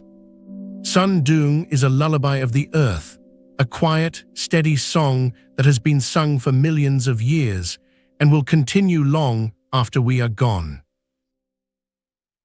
Imagine, if you will, a quiet library inside your own mind, a vast, dimly lit hall where every memory, every emotion, and every fragment of the day is stored on countless shelves. As the sun sets and the world grows still, a gentle librarian begins her nightly work. She walks slowly between the aisles, her footsteps soft as velvet, picking up scattered thoughts, a conversation from lunch, the warmth of a friend's smile, the hum of a passing car, and carefully places them on her tray. This is the beginning of your dream narrative, a story that your brain weaves each night for reasons far more profound than mere rest.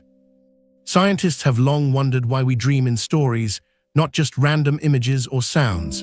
The answer, it turns out, lies in the brain's need to make sense of the world. During sleep, especially during the phase called REM or rapid eye movement, your brain is highly active, almost as active as when you are awake. But unlike the daytime, when your senses bombard you with a constant stream of fresh data, at night there is no new input. The brain must rely on what it already has. And so it begins to play, like a child sorting through a box of colorful building blocks, rearranging memories and emotions into something that feels coherent. This process is not just random shuffling. It is a form of memory consolidation. Think of your brain as a master storyteller who cannot bear a plot hole. Each tiny piece of experience, a sight, a sound, a feeling, is a character or a scene. To store these pieces efficiently, the brain needs to link them together to find the hidden connections that give them meaning. And the best way to link them is through narrative. A story has a beginning, a middle, and an end. It has cause and effect. It has characters who react to events. So, your brain creates these mini-dramas, drawing from your deepest concerns, your recent experiences, and even your oldest memories, to craft a tale that, however bizarre, follows a kind of internal logic. Consider a dream where you are walking through a familiar street, but suddenly the street turns into a river and you are floating past your childhood home. On the surface, it seems nonsensical, but under the surface, your brain is weaving together two related themes, a sense of direction and a feeling of nostalgia. Perhaps earlier that day you thought about an old friend, and you also felt a little lost in a new routine. The dream story blends those threads into a single, fluid image. It is a way for the brain to test associations, to strengthen new neural pathways, and to discard the clutter that no longer serves you. Some researchers suggest that dreaming in stories also helps us prepare for future challenges. By simulating events in a safe, imaginary space, your brain rehearses emotional responses and problem-solving strategies. It is like a nighttime rehearsal for the stage of life. You might dream of giving a speech in front of a crowd, or of being chased, or of finding a hidden room in your own house. Each narrative is a kind of dress rehearsal, allowing you to experience fear, curiosity, or joy in a controlled environment. So when you wake, you are a little more resilient, a little more adaptable. And there is a poetic side to this, too. The brain, in its nightly storytelling, often borrows symbols from your personal history. A locked door might represent an unresolved issue. A gentle rain might stand for a quiet moment of peace. The dream weaver does not explain these symbols in words. It paints them in scenes, inviting you to feel their meaning rather than analyze it. That is why dreams can feel so vivid, so emotionally charged. They bypass your logical mind and speak directly to your heart. As you drift off tonight, wrapped in the warmth of your covers, picture that quiet librarian again. She is not just filing memories away, she is writing a story just for you. A story that will help you process the day, make sense of your emotions, and even inspire new ideas for tomorrow. The narrative may be strange, even absurd at times, but it is always personal, always meaningful in its own quiet way. So next time you wake from a dream, take a moment to appreciate the gentle craft of your sleeping mind. It is not random noise, it is the brain's nightly narrative, a gift of coherence in a world of fragments. Sleep well and let the stories carry you. On a summer evening, as the last blush of sunset fades into deep blue, a quiet magic begins to stir in meadows, gardens, and the edges of woodlands. It is the gentle glow of fireflies, tiny lanterns drifting through the warm night air, creating a living constellation just above the grass. These small beetles, not flies at all, carry their own soft light, a beacon of wonder that has captivated humans for centuries. Their glow is a love song, a conversation, a dance of light exchanged between males and females, each flicker a secret message in the language of the dark. Let us slow down and think of this. A firefly's light comes from a remarkable organ in its abdomen, where a substance called luciferin meets oxygen, an enzyme called luciferase, and a little energy from the insect's body. This chemical reaction produces a cool light with almost no heat, a phenomenon known as bioluminescence. It is a light that does not burn, but simply shines, like a whispered greeting in the night. The male firefly flies upward, flashing his unique pattern, while the female, often resting on the ground or in low bushes, replies only if she recognizes his species and his intent. This careful, patient exchange, repeated thousands of times on a single night, is the foundation of the firefly's world. Imagine sitting on a porch, the air thick with the scent of honeysuckle and fresh-cut grass. Around you, dozens of these gentle insects rise and fall, their lights blinking in rhythmic pulses. Some flash yellow, others green, and a few even a soft amber, each species with its own tempo. The common eastern firefly, for instance, flashes twice in quick succession, while the Big Dipper firefly traces a slow, upward swoop of light that fades as it descends. It is like watching a silent symphony, where every musician plays their own note, yet together they weave a peaceful melody across the landscape. But there is more to this quiet scene than meets the eye. Fireflies spend most of their lives, up to a year or more, as larvae, living in the soil or leaf litter, patiently hunting snails, slugs, and other small creatures. They are voracious predators in their youth, armed with tiny jaws that inject digestive juices into their prey. And yes, even the larvae glow, a soft greenish light that warns predators of their bitter taste. It is a gentle defense, not a threat, just a quiet way of saying, I am not a tasty morsel. As the summer progresses, these larvae pupate and emerge as the adults we see, their only mission now to find a mate, flash their light, and ensure the next generation. The magic of fireflies is fragile though. These insects are sensitive to light pollution, habitat loss, and pesticides. Our own artificial lights can confuse their signals, making it harder for them to find each other in the dark. Yet, on a truly dark night, away from city glow, the show remains breathtaking. Fields fill with thousands of blinking lights, rising and falling like the breath of the earth itself. Some cultures call them lightning bugs, a name that captures the sudden, fleeting brilliance of each flash, while others know them as fireflies, a reminder of the spark of life in the quiet corners of summer. Let us also consider the ancient wonder they inspire. In many traditions, fireflies are seen as symbols of hope, of the soul, of the fleeting beauty of life. Japanese poets have written of them as Hotaru, messengers of summer who carry the spirits of the departed. In parts of Southeast Asia, they gather in mangrove trees, flashing in synchronized waves, a living river of light that pulses through the night.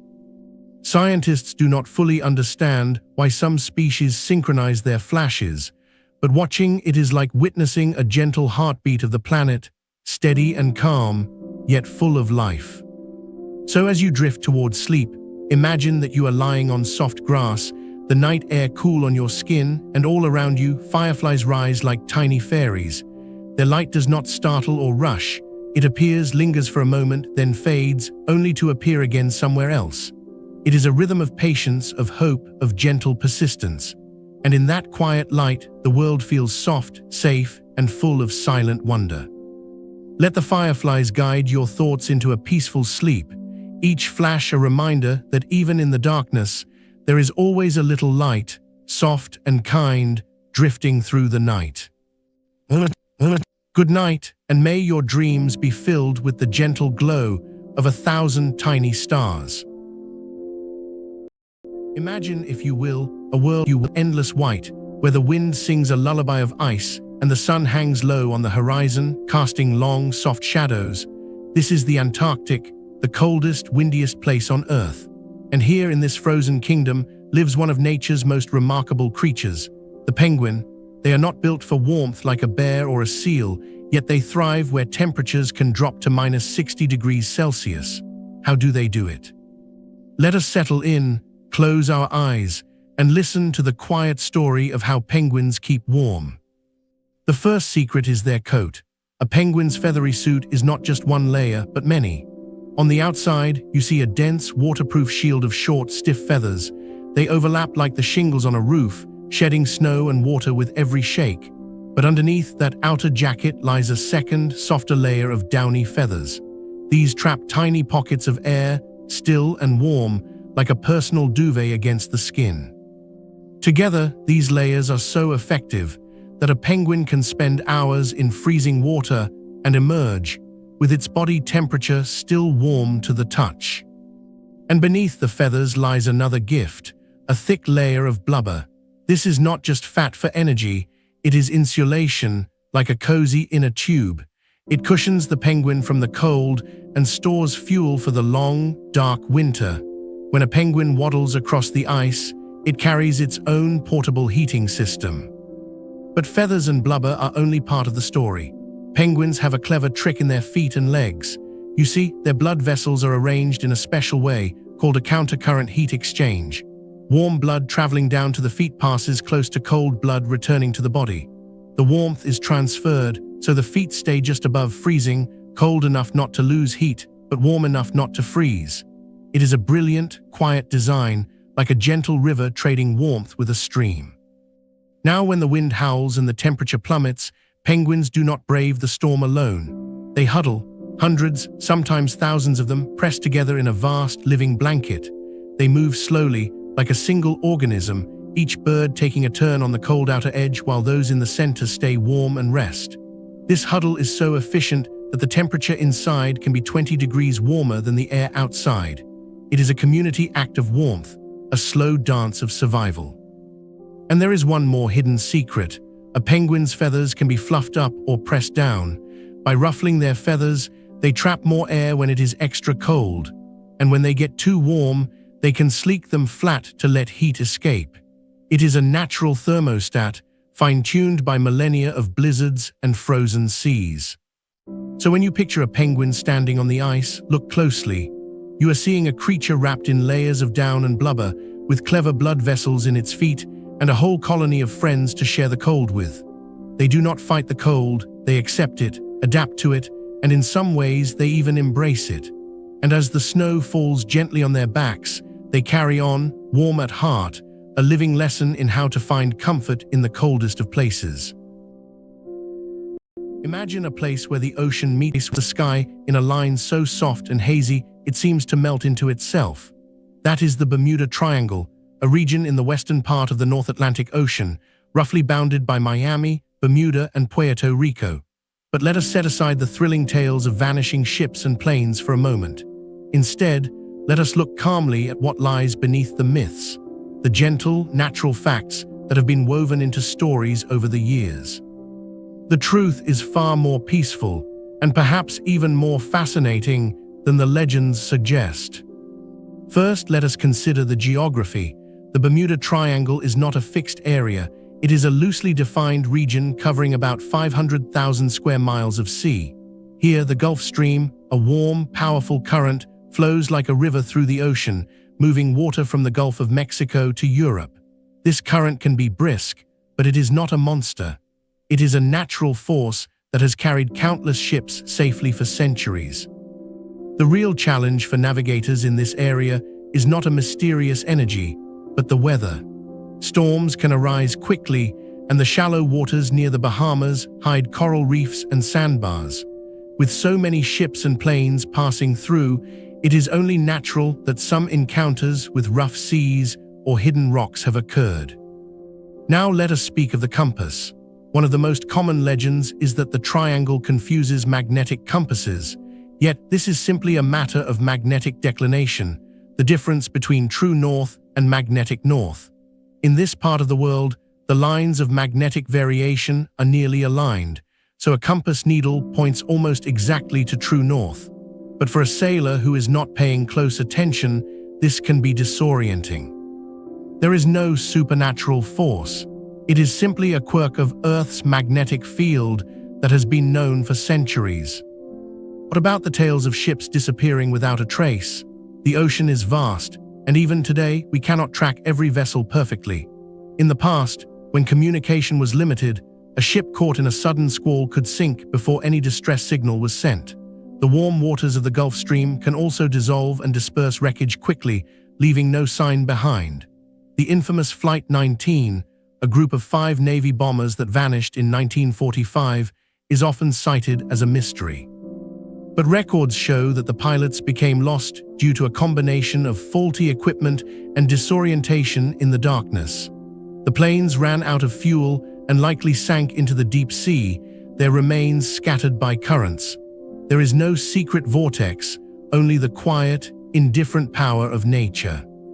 Some have suggested that methane hydrates, frozen gas trapped beneath the seafloor, could cause ships to lose buoyancy if they bubble up. While this is possible in theory, no such event has ever been confirmed in the triangle.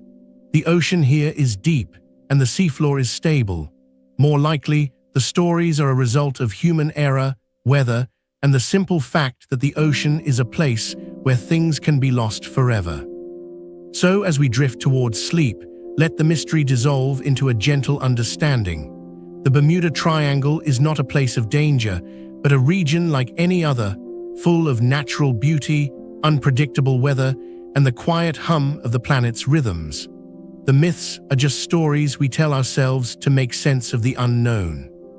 In truth, the ocean is a peaceful, ancient expanse, and the triangle is simply a name we gave to a patch of water that has seen its share of storms, but no more than any other part of the sea. Let your mind rest, knowing that the greatest mystery is not the triangle itself, but the calm, vast ocean that holds so many secrets without malice. There is a moment in the quiet week before winter when the world seems to slow down. The air turns crisp, the light softens, and the green hills begin to blush with color. It happens so gradually, so gently, that we barely notice it at first. Then one morning, the whole forest is wearing gold and amber as if it had always been there. But of course, it's not magic. It's a slow transformation, a quiet biological process that has been unfolding for centuries. Every leaf all through spring and summer is a tiny factory. It's busy making food, using sunlight, water, and carbon dioxide. This process, called photosynthesis, is how the tree feeds itself. And at the very heart of it all is a remarkable molecule called chlorophyll. Chlorophyll absorbs light, mostly from the blue and red parts of the spectrum, and reflects green light back to our eyes. That's why we see leaves as green. During the long, warm, generous days of summer, chlorophyll is produced constantly, keeping the leaves vivid and bright. The tree is thriving, but as summer wanes and the sun arcs lower in the sky, the days grow shorter, the nights grow cooler, and very subtly the tree begins to receive the first quiet message that it's time to prepare.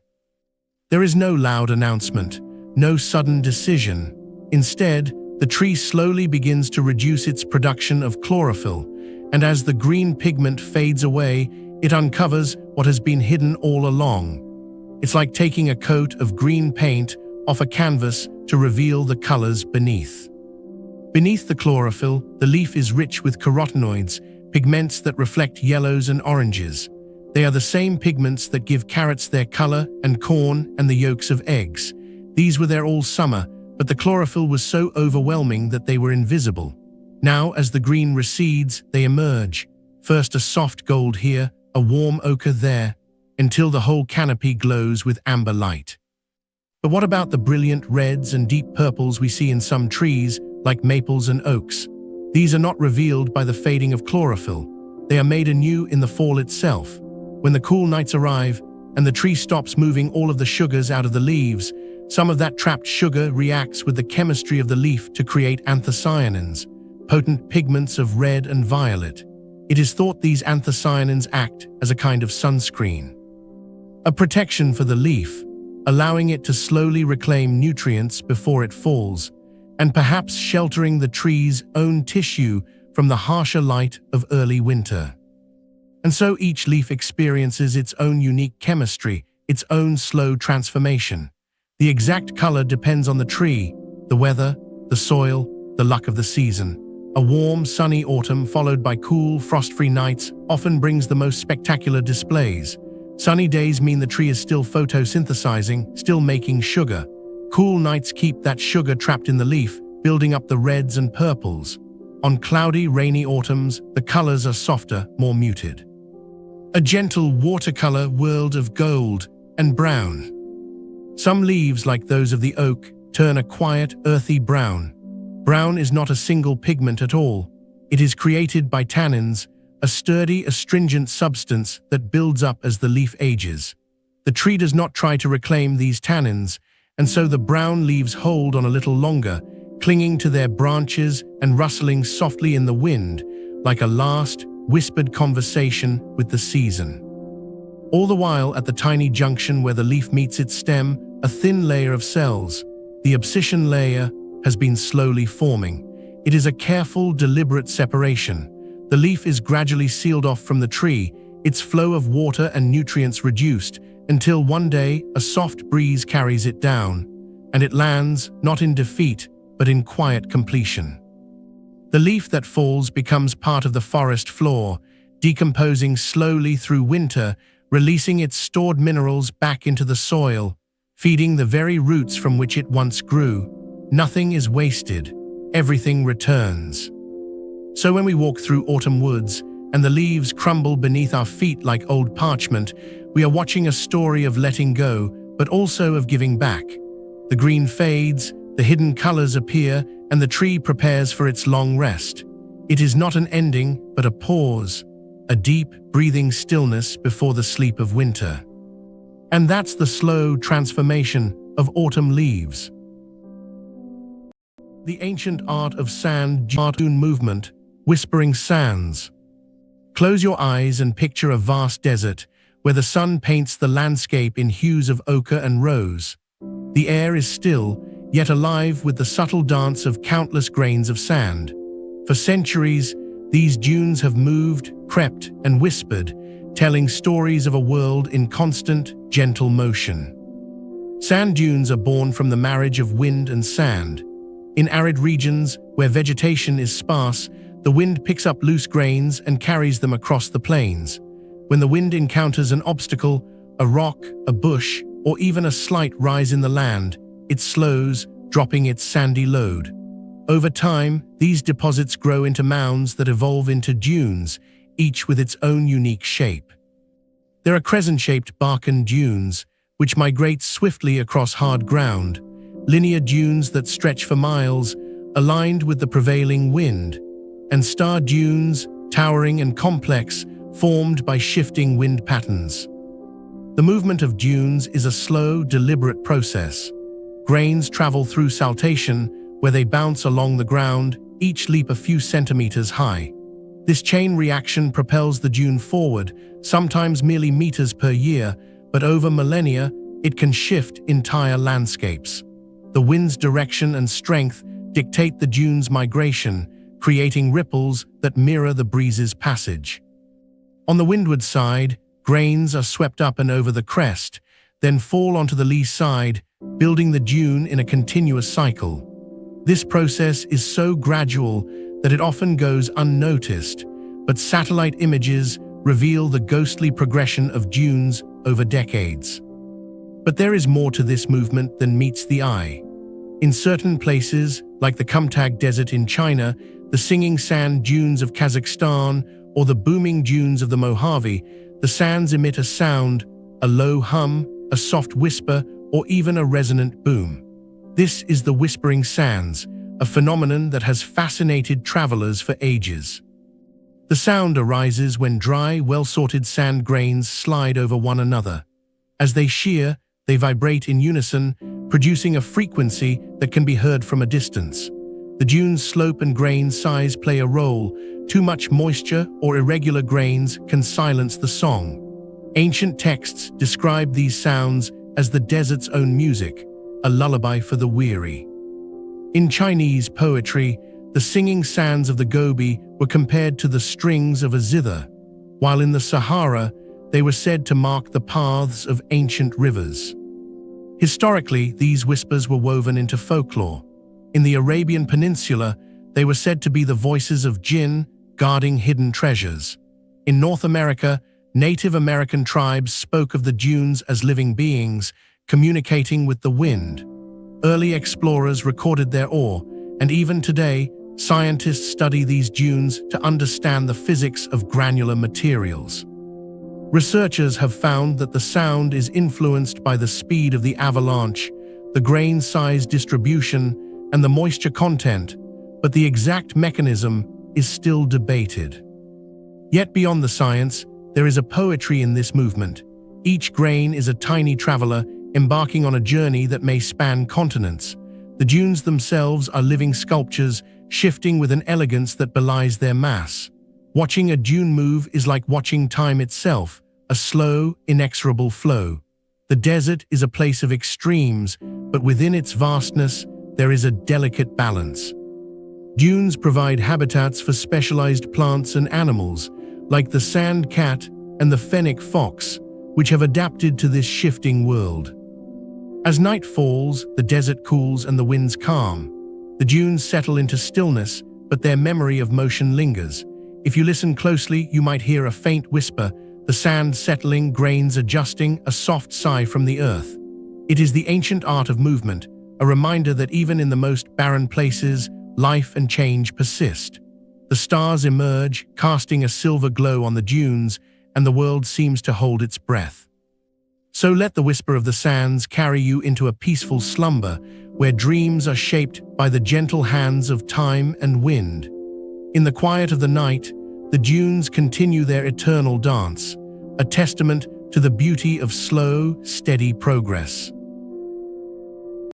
Imagine a warm, moonlit sea, where the water is as smooth as silk, and the stars twinkle like tiny diamonds scattered across the velvet sky. Beneath the surface, a pod of dolphins glides effortlessly through the gentle currents, their sleek bodies moving with a grace that seems almost magical. But as the world above drifts into sleep, these remarkable creatures have a secret, a way of resting that is unlike anything we humans can understand. They sleep with one eye open. You see, dolphins are mammals just like us. They need to breathe air, and they cannot simply close their eyes and drift into a deep slumber the way we do. If they did, they might forget to surface for a breath, or lose awareness of the dangers that lurk in the ocean. So nature has given them a wonderful gift, the ability to let half of their brains sleep at a time. This is called unihemispheric slow-wave sleep. When a dolphin rests, one side of its brain enters a state of deep, peaceful sleep, while the other side remains awake and alert. The eye on the opposite side of the sleeping hemisphere stays open, watching the world around it. If the left side of the brain is asleep, the right eye will be closed, and the left eye will be open, scanning the water for predators, obstacles, or other dolphins. Then, after a while, the roles reverse. The sleeping hemisphere wakes, and the other side takes its turn to rest. This way, the dolphin can keep swimming, keep breathing, and stay safe, all while getting the rest it needs. It's a dance of awareness and surrender, a gentle rhythm that has been perfected over millions of years. The dolphin's body never fully stops moving. It rises to the surface every few minutes to take a breath, a soft exhale and inhale that barely disturbs the water. The open eye blinks slowly, taking in the shimmer of moonlight on the waves, the silhouette of a distant seabird, the reassuring presence of its pod mates nearby. Sometimes, when a mother dolphin has a newborn calf, she and her baby will stay especially close. The mother may even reduce her own sleep for weeks, keeping both eyes open more often to watch over her little one. The calf, too, learns to sleep in this half-awake way, floating beside its mother, never straying far. It's a tender sight, a bond of trust and vigilance that ensures the next generation grows strong. Scientists have studied this phenomenon for decades, using special brain scans and underwater cameras. They've discovered that the sleeping hemisphere shows the same slow, rhythmic brain waves that we have during deep sleep, but the awake hemisphere remains as active as if the dolphin were fully conscious, ready to react in an instant. This is why dolphins can sometimes be seen resting with one eye closed, floating near the surface, or even swimming in a slow, circular pattern with their pod. They are not fully asleep, nor fully awake. They are in a beautiful, balanced state of restful awareness.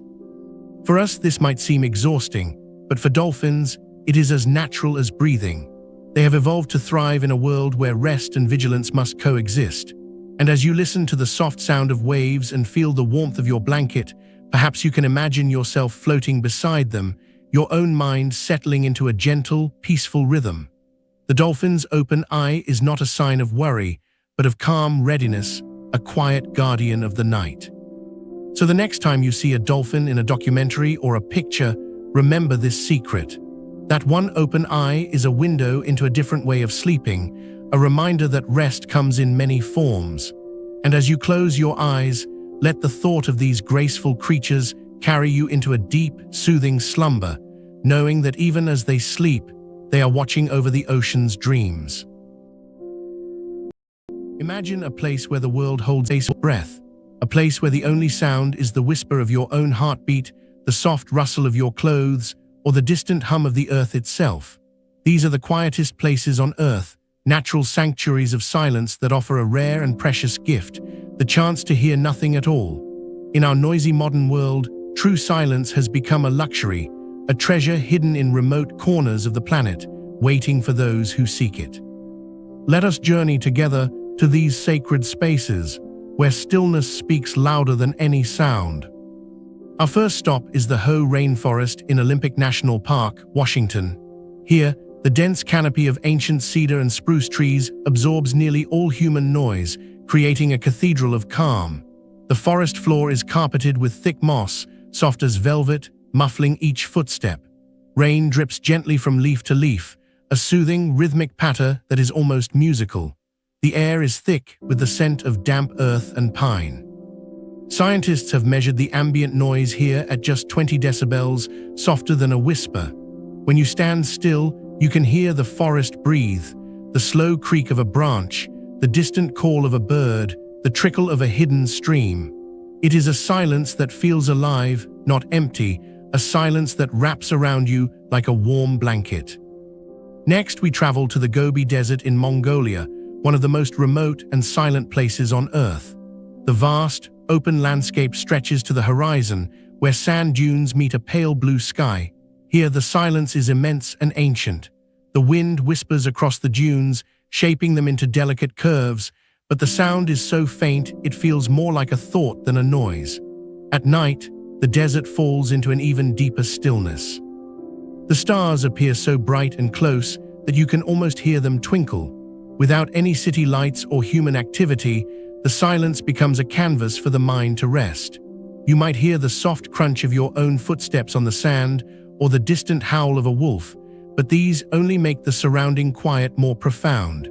It is a silence that has existed for millions of years, undisturbed by the rush of modern life. For a truly surreal experience, we must visit the anechoic chamber at Orfield Laboratories in Minneapolis. While not a natural place, it is the quietest room on Earth, with a background noise level of -9.4 decibels. But let us leave that man-made marvel behind and instead explore the natural equivalent, the deep caves of the world. In Karchner Caverns in Arizona or the Hang Son Doong Cave in Vietnam, the stillness is absolute. These underground chambers are sealed off from the outside world, where no wind, no rain, no animal sounds can reach. The only sound is the drip of water from stalactites, a slow, timeless melody. Standing in such a place, you become acutely aware of your own body, the thump of your heart, the air moving in and out of your lungs. Some people find this silence unsettling, but for those who embrace it, it is a profound meditation, a chance to listen to the quiet within. Another sanctuary of silence lies in the Antarctic interior, far from any research station. The frozen continent is the quietest place on Earth, where the only sounds are the wind over ice and the occasional cracking of glaciers. In the heart of the Antarctic plateau, temperatures drop so low that sound waves travel differently, muffling even the wind. The silence here is so deep that it can feel heavy, almost physical. Explorers have described it as a vast, white emptiness where time itself seems to stop. The snow absorbs every vibration, creating a hush that is both eerie and beautiful. It is a reminder of how small we are and how precious silence can be. Finally, let us visit the remote forests of Finland, where the tradition of Hiljeisu's silence is cherished. In the boreal forests of Lapland, the snow-covered trees stand like silent sentinels. In winter, the snowfall blankets everything, absorbing all sound. You can walk for miles and hear nothing but the crunch of snow under your boots and the occasional flutter of a ptarmigan's wings. The silence here is gentle, soft as the falling snow. It invites you to slow down, to breathe, to simply be. Many people travel to these forests to escape the constant noise of technology and cities, to rediscover the peace that comes from true quiet. These quietest places on Earth are more than just geographical curiosities. They are sanctuaries for the soul. In a world that grows louder every day, they remind us of the beauty of stillness, the power of listening, and the profound calm that lies in the absence of sound. As you drift off to sleep tonight, imagine yourself in one of these silent havens, surrounded by nothing but the gentle rhythm of your own breath. Let the silence carry you into a deep, restful peace. Good night. Close your eyes if you like, and imagine lying on a soft blanket of grass, far from the city's lights. The sky above is a deep, velvety indigo, speckled with countless tiny diamonds, each one a star burning steady and bright. But look closely. Do you see how they twinkle? It's not a frantic flashing, but a gentle, rhythmic dance, a shimmer that seems to breathe with the night. This quiet magic is called stellar scintillation, and its story begins not in the stars themselves, but much closer to home, right here in our own atmosphere. You see, the stars are not actually winking at us. They are enormous balls of fiery gas, trillions of miles away, shining with a constant, steady light. Their light travels across the vast emptiness of space for years, centuries, or even millennia before reaching Earth. It is a long, peaceful journey, undisturbed and pure. But then, this light enters the final, most intimate layer of our planet, our atmosphere. The atmosphere is not a single, uniform blanket. It is a living, shifting ocean of air, made of countless layers of different temperatures, densities, and pressures. Imagine a clear pool of water on a warm day. You see how the light bends and shimmers as it passes through the ripples and currents. That is exactly what happens to starlight as it falls through our sky. As the light from a distant star descends, it encounters these invisible ripples of warm and cool air. Think of the air as a vast, gentle sea, with waves of heat rising from the earth and cool currents flowing down from the heights. Each pocket of air acts like a tiny, invisible lens, bending the light ever so slightly. One moment, the light is focused sharply into your eye, and the star seems bright. The next moment, the light is bent just a little away, and the star appears dimmer for a split second. Then, a new pocket of air passes by, and the light returns. This constant, gentle bending and unbending is what we see as twinkling, a slow, rhythmic pulse of light and shadow. It is the atmosphere itself, breathing and dancing, that creates this gentle show. The twinkling is most noticeable when stars are low on the horizon, because their light must travel through more of the atmosphere to reach your eyes. Imagine looking through a thick, wavy window pane. The distortion is greater near the edge. That is why the stars near the horizon seem to shimmer and sparkle more frenetically, while those directly overhead twinkle more softly, almost lazily. And if you watch a planet, like Jupiter or Venus, you'll notice they do not twinkle at all, or very little. Why? Because planets are much closer to us, and they appear as tiny disks of light, not single points. The light from the whole disk is averaged out, so the tiny distortions cancel each other out, and the planet shines with a steady, calm glow. The stars, being so impossibly far away, appear as points, so each tiny wobble in the air becomes visible. This dance has been observed for thousands of years. Ancient astronomers called it the winking of the stars, and poets wove it into tales of spirits and gods whispering from the heavens. Even today, in a quiet meadow or on a moonlit beach, the twinkling stars feel like a gentle, familiar friend, a reminder that the universe is not silent, but filled with subtle, beautiful movements. It is a signal that the air above us is alive, swirling and mixing in its endless, quiet choreography. The stars themselves remain steady and constant. It is our atmosphere that adds this layer of gentle shimmer, like a silver veil between us and the cosmos. So as you drift off to sleep tonight, imagine the stars not as fiery, distant furnaces, but as steady candles shining through a restless sea of air. Each twinkle is a moment when that sea moves, a soft whisper of the atmosphere saying, "I am here and I hold you close." The light has traveled so far and so long, only to be gently caressed by our world's breath at the very end of its journey. It is a peaceful collaboration, a dance of light and air, of distance and closeness, that has been playing out every clear night since time began. And now, you are a part of that dance, lying here, watching and slowly, peacefully, drifting into dreams beneath a softly twinkling sky. Good night, little star, wherever you are, sleep well.